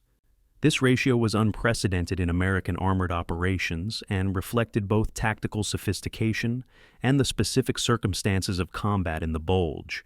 The Germans were attacking, advancing through terrain that gave American forces opportunities to ambush and flank. American tank destroyers, positioned defensively, could choose engagement ranges that favored their guns, and the tactical methods that had evolved from Metz through Bastogne gave American crews proven approaches for engaging heavy armor without trying to fight them frontally. A captured German tanker, interrogated after his King Tiger was destroyed by Combat Command, A, near the Saar, provided insight into how German crews viewed the 10th Armored's tactics. "You fight like SS Panzer divisions," he told his interrogators. "You use terrain, you coordinate supporting arms, you don't attack stupidly. Most American tankers try to fight our Tigers directly and die. Your units fight intelligently and win." The technical details of how Sherman crews learned to kill Tigers revealed the depth of tactical thinking the 10th Armored had developed. Tiger that we have specifications: 56 tons, 88mm K-Bois-Lycée, 36 gun, effective to 2,500 yards, frontal armor 100mm. Vulnerabilities: side armor only 70mm, vulnerable to 75mm fire within 500 yards. Rear armor 60mm, vulnerable at 700 yards. Track width 28.5 inches, causing mobility problems in deep snow or mud. Engine reliability issues after extended operations. American tankers were taught to use these vulnerabilities systematically. Force Tigers to maneuver, stress their mechanical systems, engage from flanks, not frontally. Use terrain to close within effective range before Tigers could engage accurately. Coordinate tank and tank destroyer fires to overwhelm German crews' ability to respond to multiple threats. These weren't revolutionary insights, but they were insights that had to be learned through combat and then systematically taught to replacement crews. The 10th Armored's training pipeline, established during the Siege of Bastogne and continuing through January, incorporated Tiger fighting tactics into standard crew training. New replacements learned not just how to operate their tanks, but specifically how to fight German heavy armor using proven methods.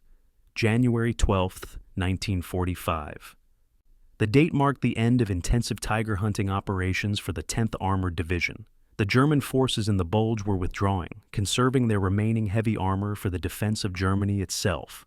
The opportunity to engage Tigers in the relatively favorable conditions of defensive combat was ending. The division's tank battalions compiled final statistics on heavy armor engagements, and the numbers were distributed to other Third Army units as lessons learned. Key findings: Tigers could be defeated reliably if American forces refused to fight them on German terms. Frontal engagements at long range favored German guns and armor. Therefore, avoid those engagements. Flanking attacks and ambushes offset German advantages. Therefore, create situations that force Tigers into vulnerable positions.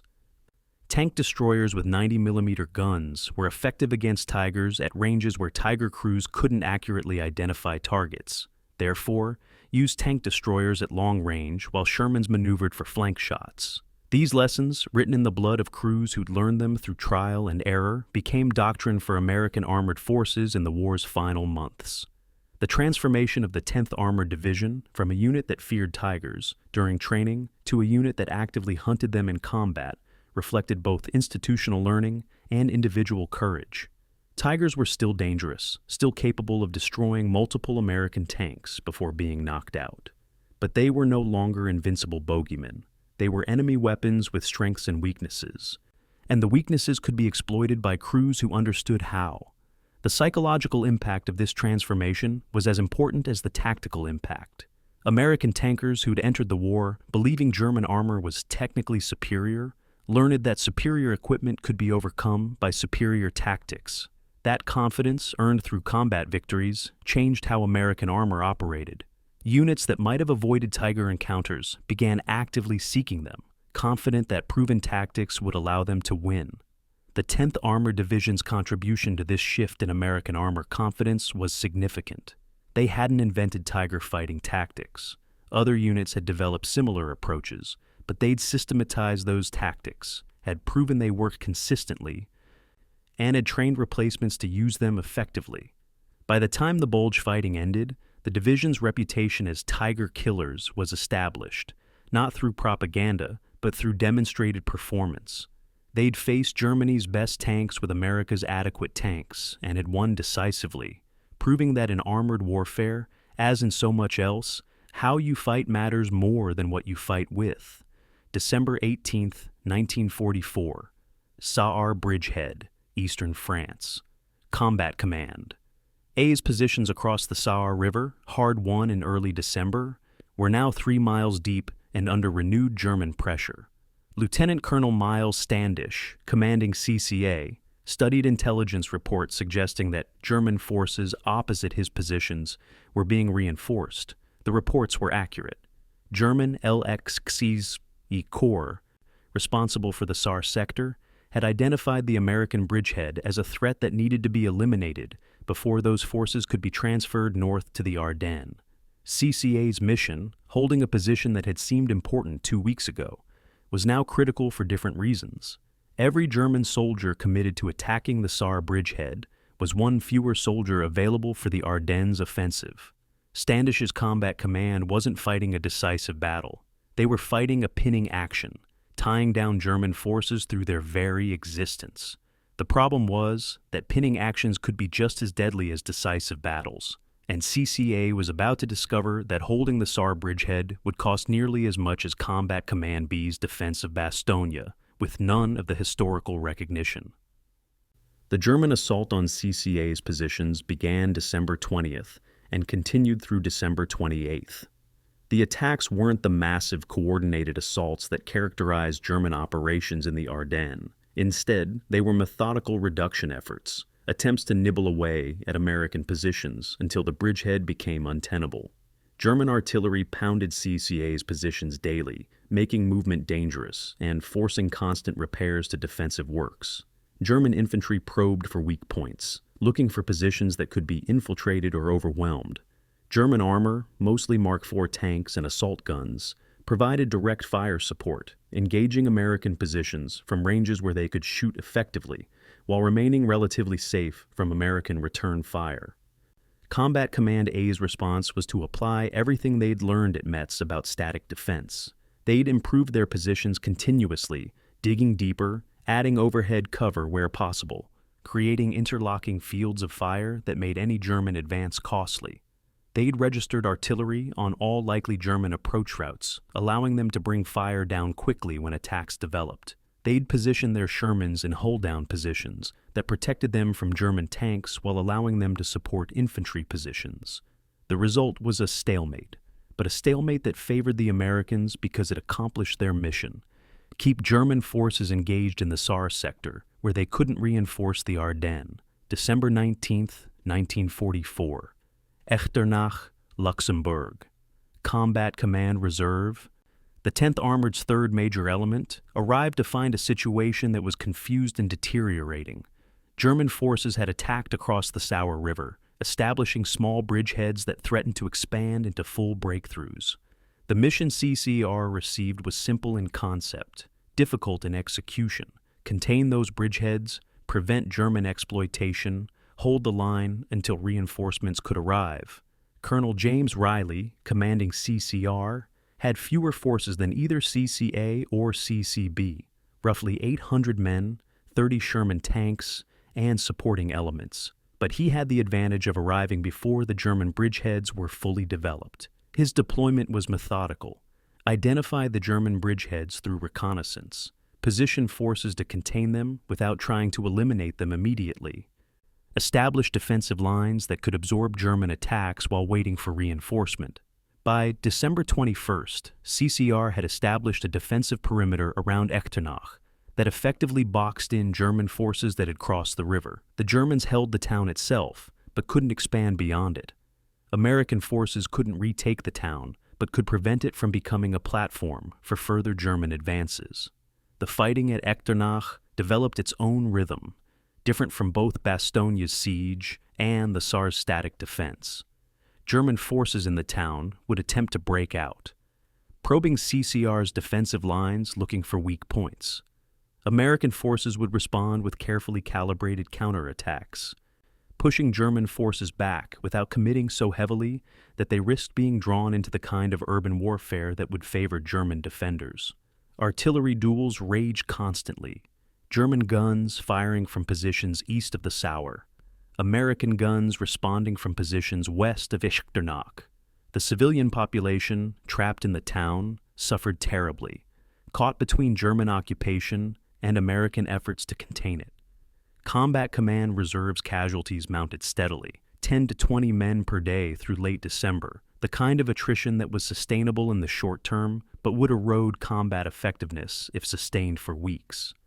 By December 30th, CCR had suffered 287 casualties, roughly 35% of their initial strength, and had destroyed 41 German armored vehicles at a cost of 11 American tanks.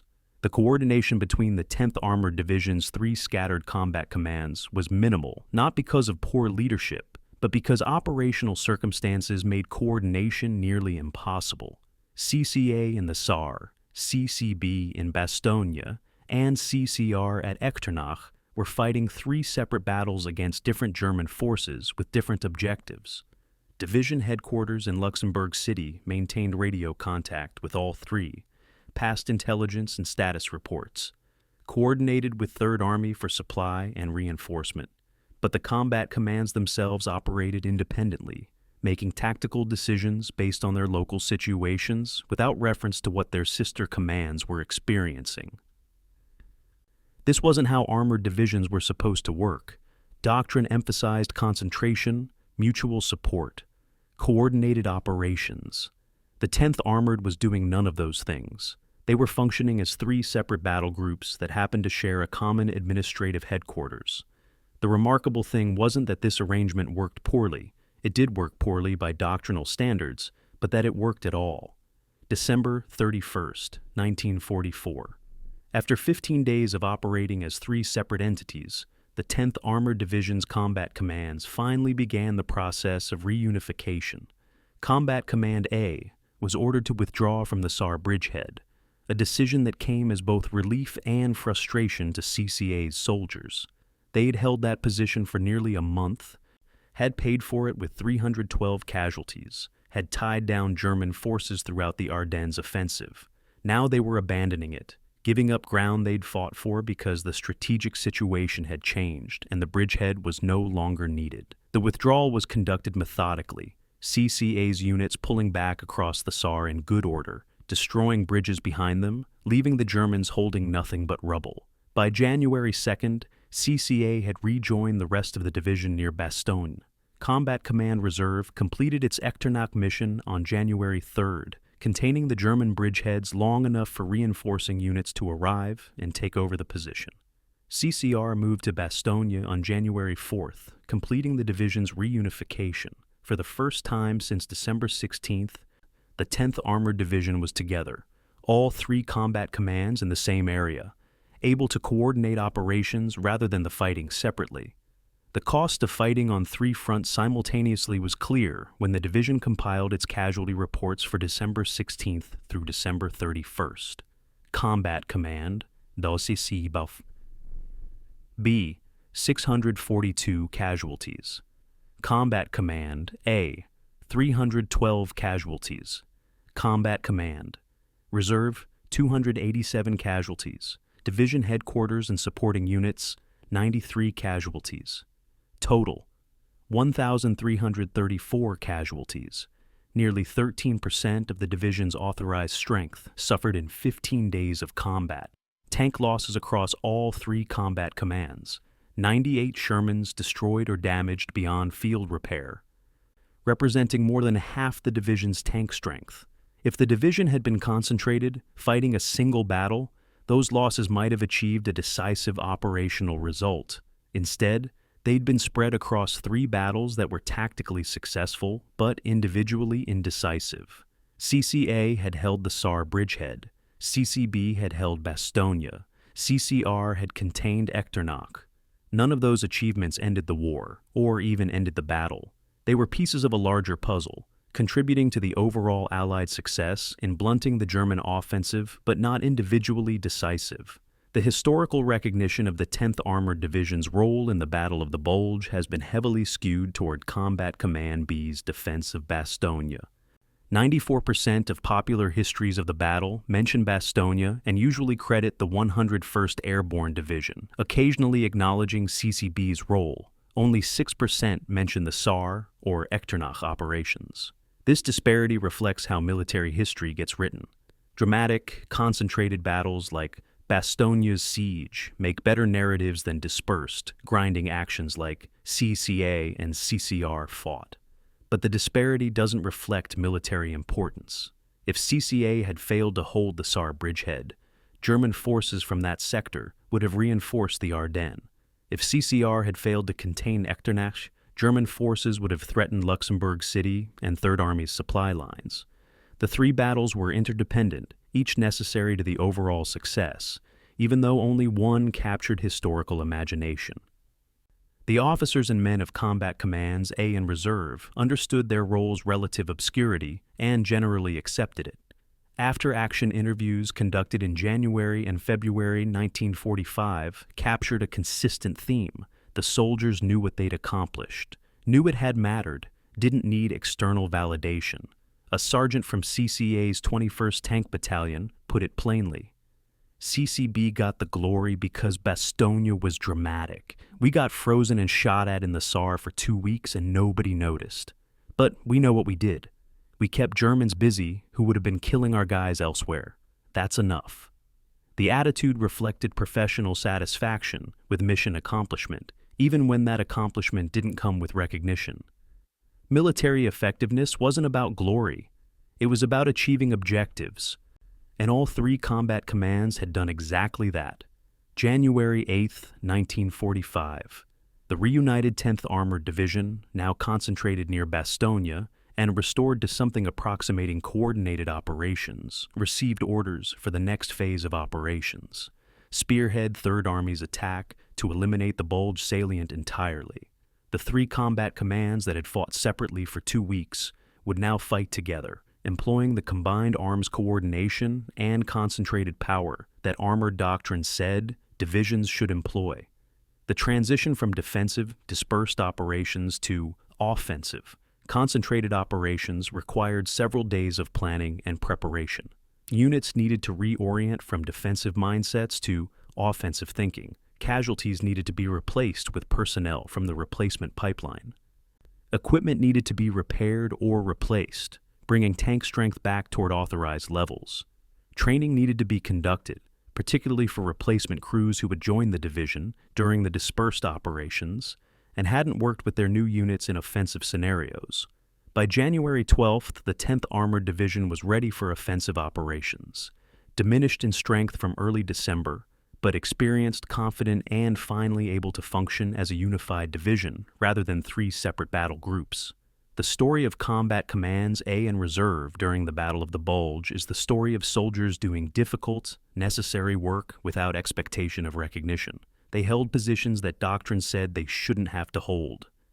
They fought battles that strategically minded observers might dismiss as secondary to the main action at Bastogne. They suffered casualties at rates comparable to units in more famous battles, while knowing their contributions would be overshadowed. And they did all of this professionally, effectively, without complaint beyond the normal grousing that characterized any military unit in combat.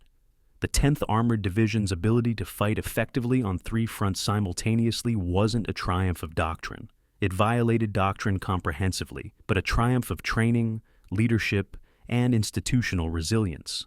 The division that had spent 2 years preparing for war discovered that war required them to do things they'd never trained for: operate dispersed, fight independently, maintain effectiveness despite being scattered across 100 miles. The fact that they succeeded, that all three combat commands accomplished their missions, validated both their preparation and their ability to adapt when circumstances demanded it. The forgotten flank, the battles that history barely remembers, were as critical to victory as the famous defense they overshadowed. January 13th, 1945. The Bulge salient, Belgium. Snow covered the landscape in a white blanket 3 feet deep in places, and the temperature at dawn registered -8 degrees Fahrenheit.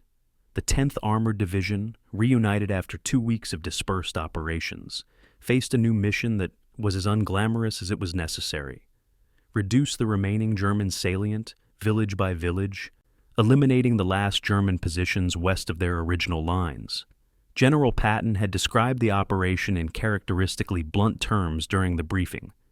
The breakthrough phase is over. The dramatic stuff is done. Now we have the ugly work of pushing the Germans back through terrain they've had time to prepare. It's going to be slow, it's going to be costly, and it's going to be necessary. The 10th Armored, selected to lead Third Army's main effort, would discover that Patton's assessment was accurate. The fighting ahead would bear no resemblance to the mobile operations they had trained for, or even the siege warfare they'd experienced at Bastogne. This would be grinding attritional combat where progress was measured in hundreds of yards per day and every village cost blood. The Bulge salient, a bulge in the American lines that protruded east toward German positions, contained 34 square miles of fortified villages and forested terrain. German defenders were remnants of divisions that had been shattered during the Ardennes Offensive, reorganized into ad hoc battle groups, and ordered to hold every meter of ground. They lacked the strength for offensive operations, but remained dangerous defenders. They'd used the 2 weeks since the German offensive stalled to prepare positions. Trenches dug in frozen ground, buildings reinforced with sandbags and timber, fields of fire cleared through forests, mines planted on likely American approach routes. The German units were a mixture: exhausted panzer grenadiers from elite divisions, scattered infantry from Volksgrenadier units, stragglers from various formations, all consolidated under whatever officers could be found. What they lacked in organization and supply, they compensated for with desperation. These men knew they were defending the approaches to Germany itself. Surrender meant prison camps. Fighting meant at least the possibility of survival and withdrawal to defend their homeland. January 16th, 1945. The village of Majoret, population perhaps 200 before the war, now a fortified position defended by approximately 300 German soldiers from the 26th Volksgrenadier Division. Combat Command. A drew the mission to clear it, and the operation revealed how much the nature of warfare had changed from the mobile operations of summer 1944. The attack began with a 2-hour artillery preparation, American guns systematically destroying buildings that might shelter German troops. Then came the armor, Sherman tanks advancing in the sub-zero cold, their engines barely starting after sitting overnight, their tracks struggling for traction on icy roads. The Germans waited until the Shermans were within 300 yards before opening fire with Panzerfausts. the shoulder-fired anti-tank rockets that had proven devastatingly effective in close terrain. 2 American tanks were knocked out in the first minutes, their crews bailing out into snow and German small arms fire. The advance stalled, American forces pinned down by German fire from positions that artillery hadn't eliminated. The battle for Madurai lasted 9 hours, finally ending when American infantry infiltrated through buildings on the village's flank and cleared German positions house by house. American casualties: 43 men. Ground gained: 1 village, half a mile of advance. It was January 16th. At this rate, clearing the Borsy salient would take weeks. The pattern established at Madurai repeated across the salient through mid-January. Each village required similar operations: artillery preparation, armored advance, inevitable German resistance from positions that couldn't be destroyed by indirect fire, infantry assault to clear remaining defenders, consolidation before moving to the next objective. The weather made everything harder. Temperatures that rarely rose above freezing during the day and plunged to -15 at night created conditions where men and machines barely functioned. Soldiers developed frostbite from exposure during extended operations. Tank engines froze if not run periodically. Weapons malfunctioned, their mechanisms seizing in the cold. Ammunition behaved unpredictably, propellant affected by extreme temperatures. Wounded men died from exposure before they could be evacuated. The winter of 1944 to 45 was one of the coldest in 50 years, and the soldiers fighting through it endured conditions that resembled the Eastern Front more than the Western European campaign they had expected. January 20th, 1945, Troyne, Belgium, a crossroads village that intelligence identified as a German strongpoint. Combat Command, Aussicht B, rotated into the attack after CCA had been fighting for 5 days, approached Troyne expecting another grinding village fight. What they encountered was different. German Fallschirmjäger, paratroopers, elite infantry, who'd been fighting since the offensive's opening and had no intention of yielding ground easily. The battle for Troyne became house-to-house fighting at its most brutal. American infantry from the 54th Armored Infantry Battalion would clear a building only to have German troops infiltrate back in through cellars and connecting basements that honeycombed the village. Tank support was limited. The streets were too narrow for Shermans to maneuver effectively, and German Panzerfaust teams could stalk them in the confined spaces. The fighting devolved into small unit actions. Squads and platoons clearing rooms with grenades and small arms. No artillery support, because the ranges were measured in yards and American and German positions were intermingled. Company A of the 54th spent 7 hours fighting through Troyne, suffering 68 casualties, including 14 killed, before the village was secured. The German defenders lost an estimated 120 men, but had delayed the American advance by a full day. For defenders without hope of reinforcement or supply, trading casualties at better than 2 to 1 in exchange for delay was a victory. The advance rate through the Borsy salient averaged 0.4 of a mile per day, roughly 400 yards. This glacial pace was a function of terrain, weather, and German defensive skill. In summer offensives across France, American armored divisions had advanced 3 to 5 miles per day against similar German resistance. The difference was environmental. Summer terrain allowed maneuver, flanking movements, exploitation of breakthrough.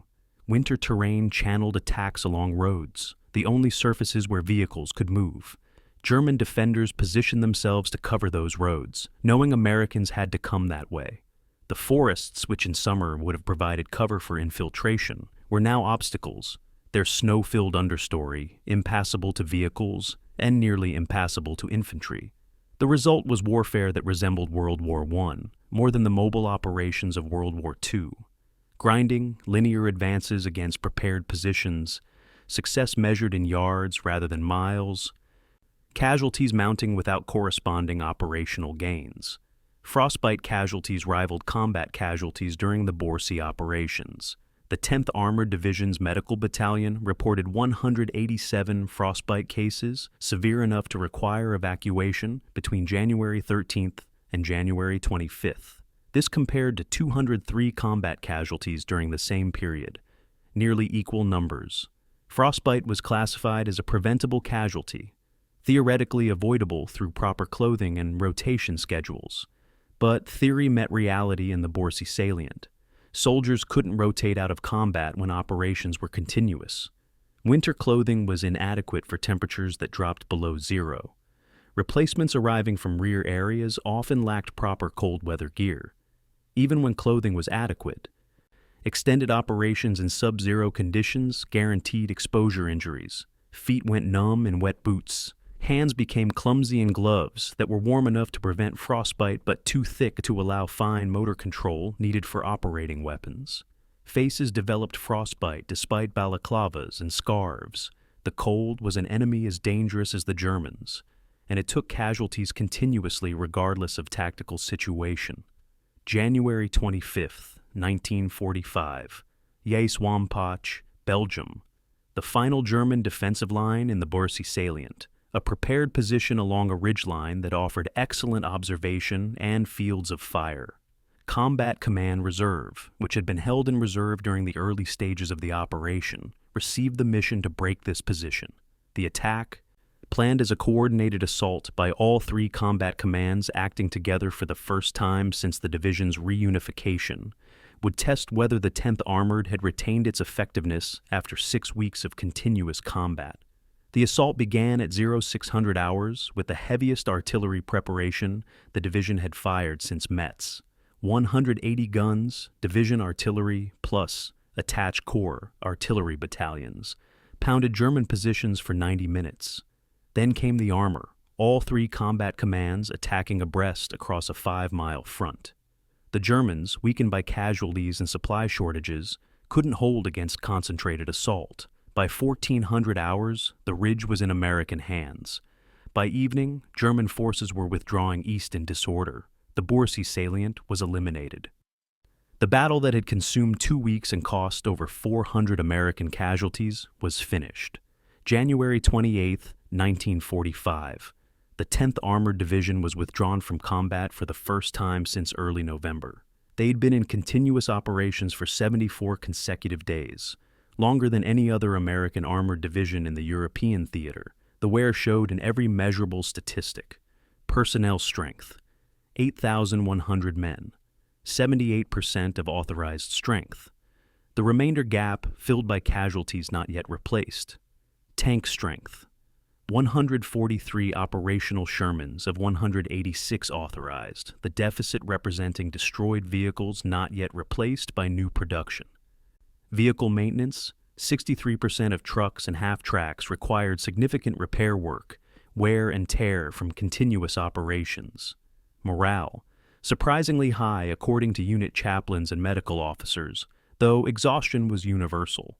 The division that had entered the Bulge in December as one of Third Army's best equipped and trained units emerged in late January as a veteran formation that had been ground down by attrition and needed significant reconstitution before it could return to operations. The ammunition expenditure during the Borsy operations revealed the intensity of the fighting. The division fired 127 tons of ammunition per day, compared to 45 tons per day during the Metz operations. The increase reflected both the difficulty of the fighting and the American approach to combat. When in doubt, use firepower.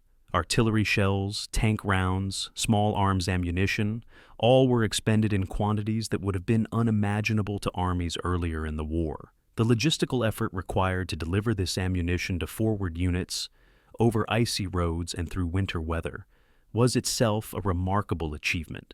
Supply convoys ran continuously, trucks moving forward with ammunition and returning with wounded. Fuel consumption was similarly intensive, vehicles burning gasoline just to keep engines warm in sub-zero temperatures.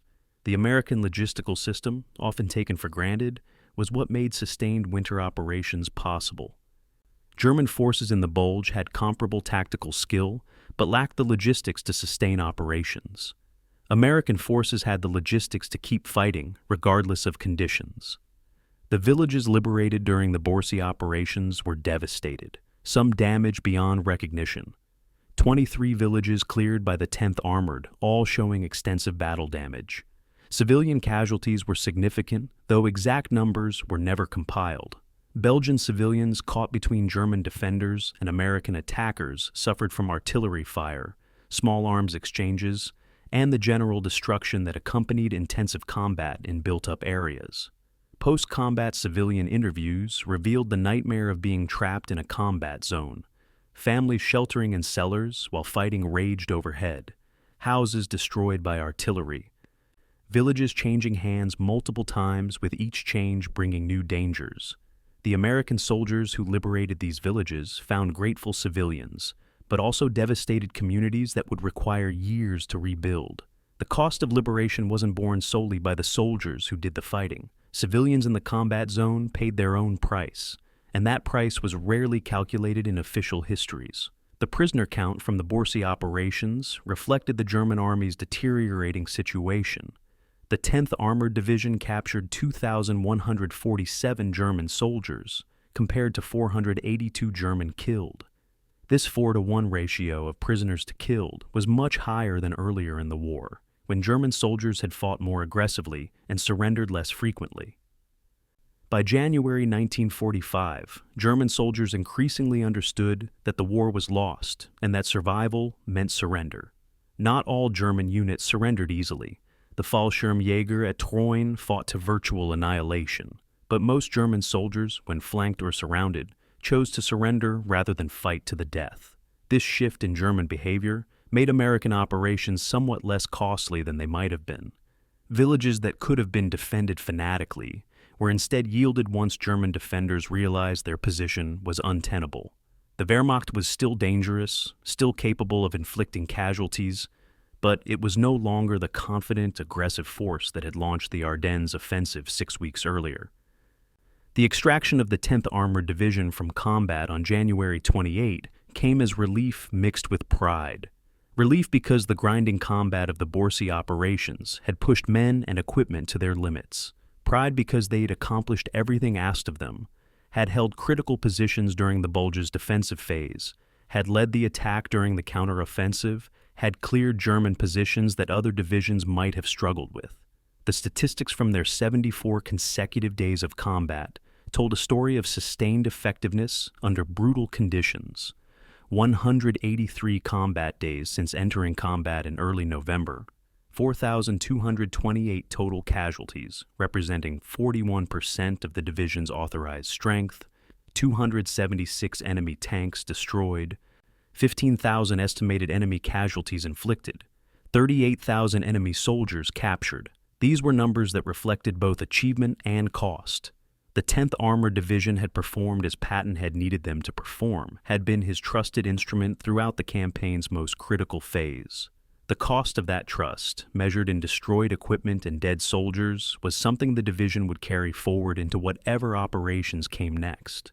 But first, they needed rest, reconstitution, and time to absorb the lessons from 2.5 months of combat that had transformed them from a well-trained division into hardened veterans who'd earned their place among the war's elite formations. January 29, 1945, Thionville, France. The field hospital, where the 10th Armored Division's wounded had been evacuated during the Bulge operations. Major Sarah Collins, division surgeon, compiled casualty statistics that would form the basis of the official after-action medical report. The numbers were stark and grew worse as she worked through the data. December the 16th through January 28, 44 days of Bulge-related operations, 2,842 total casualties. The breakdown revealed the battle's intensity. 432 killed in action, 1,543 wounded requiring evacuation, 867 missing or captured. The killed in action number particularly troubled Collins.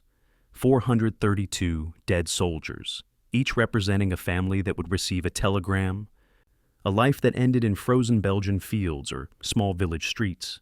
She'd treated many of these men in the hours before they died, had seen the kinds of wounds that modern warfare inflicted, had learned to recognize when medical intervention would save a life and when it would merely prolong death. The missing and captured number was almost as painful. 867 soldiers whose fates were unknown, some probably dead, others prisoners in German camps, all lost to their units and families. The casualty distribution across the division revealed which units had borne the heaviest burden. Combat Command B, which had held Bastogne and then fought in the counteroffensive, 1,289 casualties, representing 48% casualty rate compared to their strength when they'd arrived at Bastogne. Combat Command A, which had defended the Saar bridgehead and then participated in clearing the Borcy salient, 634 casualties, 37% rate. Combat Command Reserve, which had contained Echternach and fought in the counteroffensive, 593 casualties, 41% rate. Division headquarters and supporting units, which had remained relatively out of direct combat, 326 casualties, reflecting the fact that even rear area units took casualties from German artillery and air attack. The differential casualty rates revealed what military historians already knew.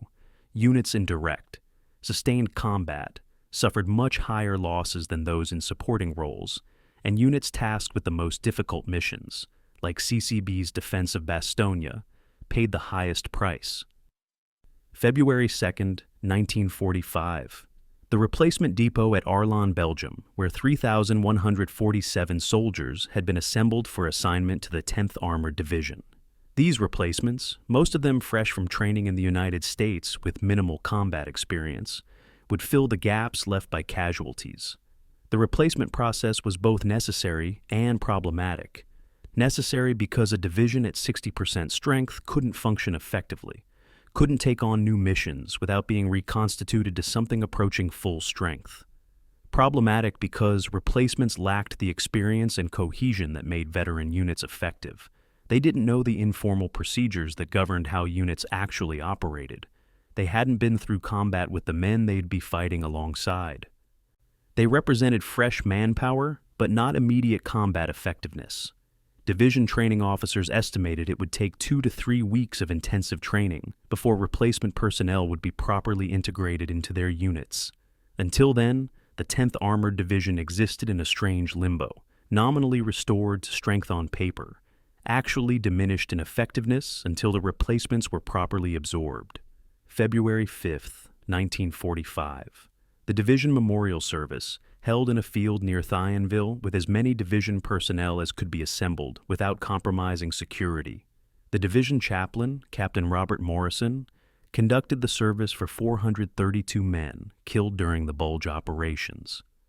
Their bodies had been buried in temporary military cemeteries scattered across Belgium and Luxembourg, to be moved later to permanent cemeteries or repatriated to the United States based on family wishes. But the memorial service wasn't about bodies. It was about acknowledging loss, about giving survivors a moment to mourn comrades who wouldn't be going home. Morrison's remarks were brief and carefully chosen. He spoke about sacrifice, about duty, about the knowledge that their deaths had served a purpose. He read the names, all 432 names, a litany that took 40 minutes. He offered prayer for the survivors, for the wounded recovering in hospitals, for the families who would receive news of their losses. The service was military in its formality, but human in its emotion. Men who'd fought together and lost friends stood in winter cold and remembered. The ceremony wouldn't bring anyone back. It wouldn't ease the pain of loss, but it marked the loss, acknowledged it officially, gave survivors permission to mourn before returning to the business of being soldiers. The letters home, written by survivors in early February, revealed the psychological cost of the Bulge operations.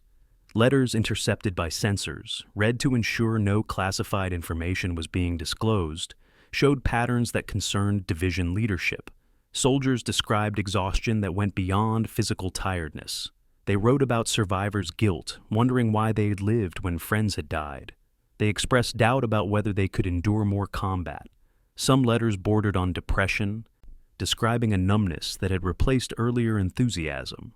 Division psychiatrists reviewing censor reports identified 89 soldiers who showed signs of what was then called combat exhaustion, and later would be recognized as post-traumatic stress.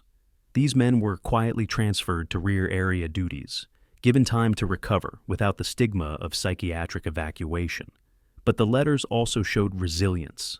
Most soldiers, even those expressing grief and exhaustion, concluded their letters with determination to see the war through. They'd lost friends, but remained committed to the mission. They were tired, but not broken. The psychological damage was real, but not disabling for most. The minority who couldn't continue were evacuated. The majority absorbed their trauma and prepared to return to combat. February 8, 1945. Division Personnel Office compiled statistics on officer casualties that revealed a troubling pattern.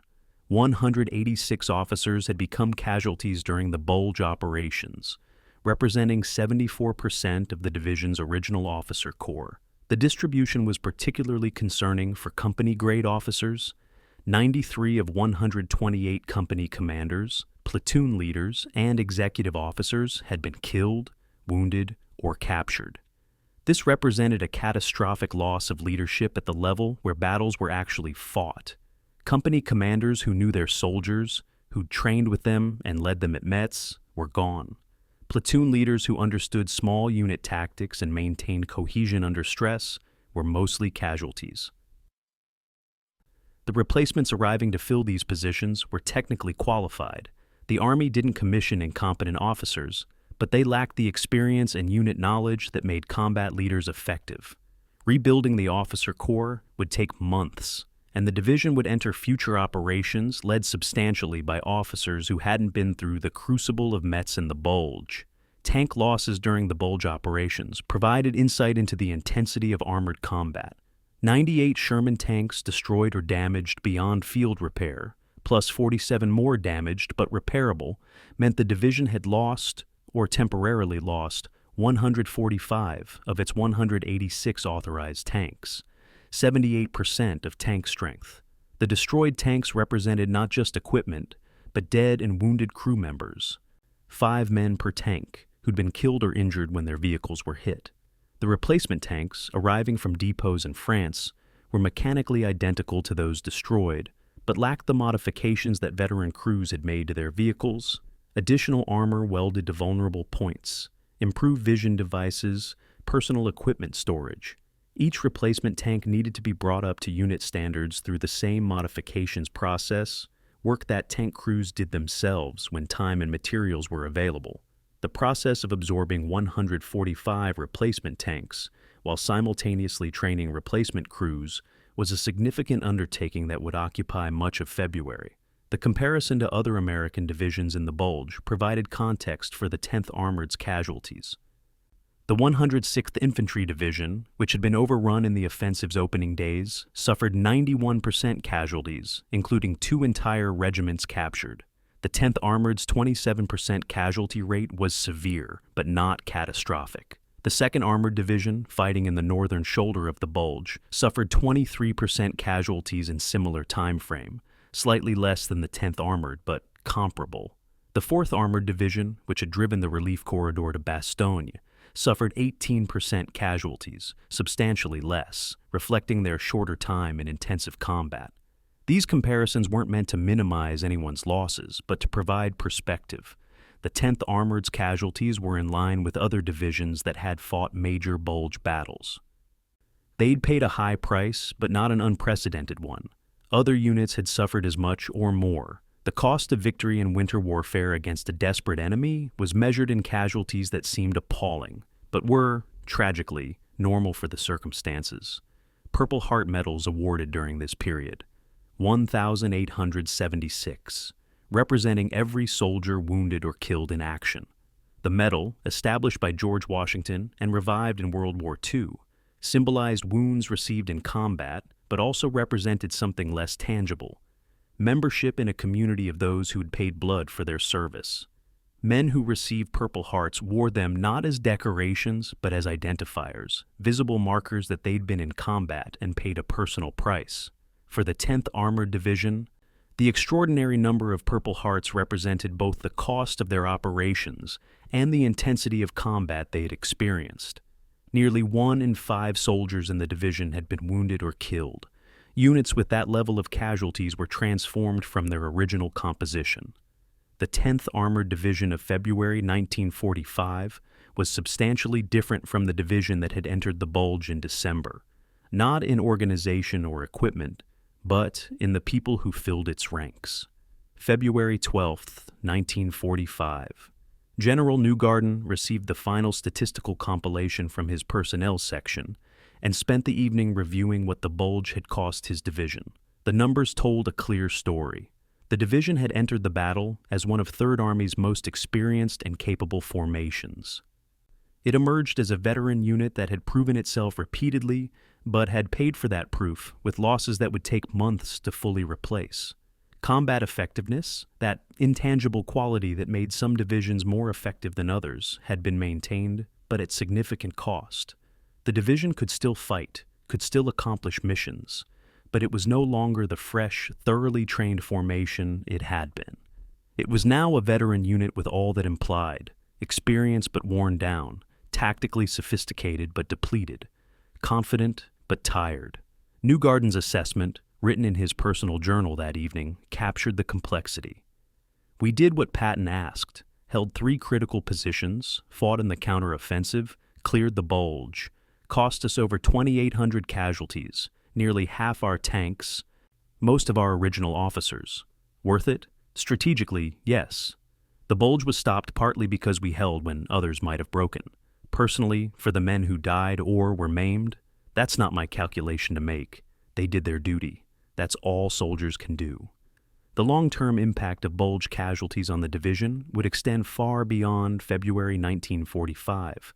Veterans of the Bulge would form the core of the division for the rest of the war, their experience shaping how the unit fought in subsequent operations. But the psychological scars, the trauma of sustained combat under brutal conditions, would affect those veterans for the rest of their lives. Post-war studies of World War II, veterans would identify Bulge survivors as having particularly high rates of what would later be called PTSD, reflecting the extreme stress of winter combat against desperate German forces. The cold, the casualties, the relentless nature of the fighting had marked men in ways that wouldn't become fully apparent until years after the war ended. For now, in February 1945, the division absorbed its casualties, integrated its replacements, and prepared for the war's final phase. The butcher's bill had been paid, though its full cost wouldn't be understood for decades. The 10th Armored Division, diminished but not broken, would continue fighting because that's what armies did in the middle of wars. Accounting came later, after victory, when survivors could finally stop and count what the victory had cost.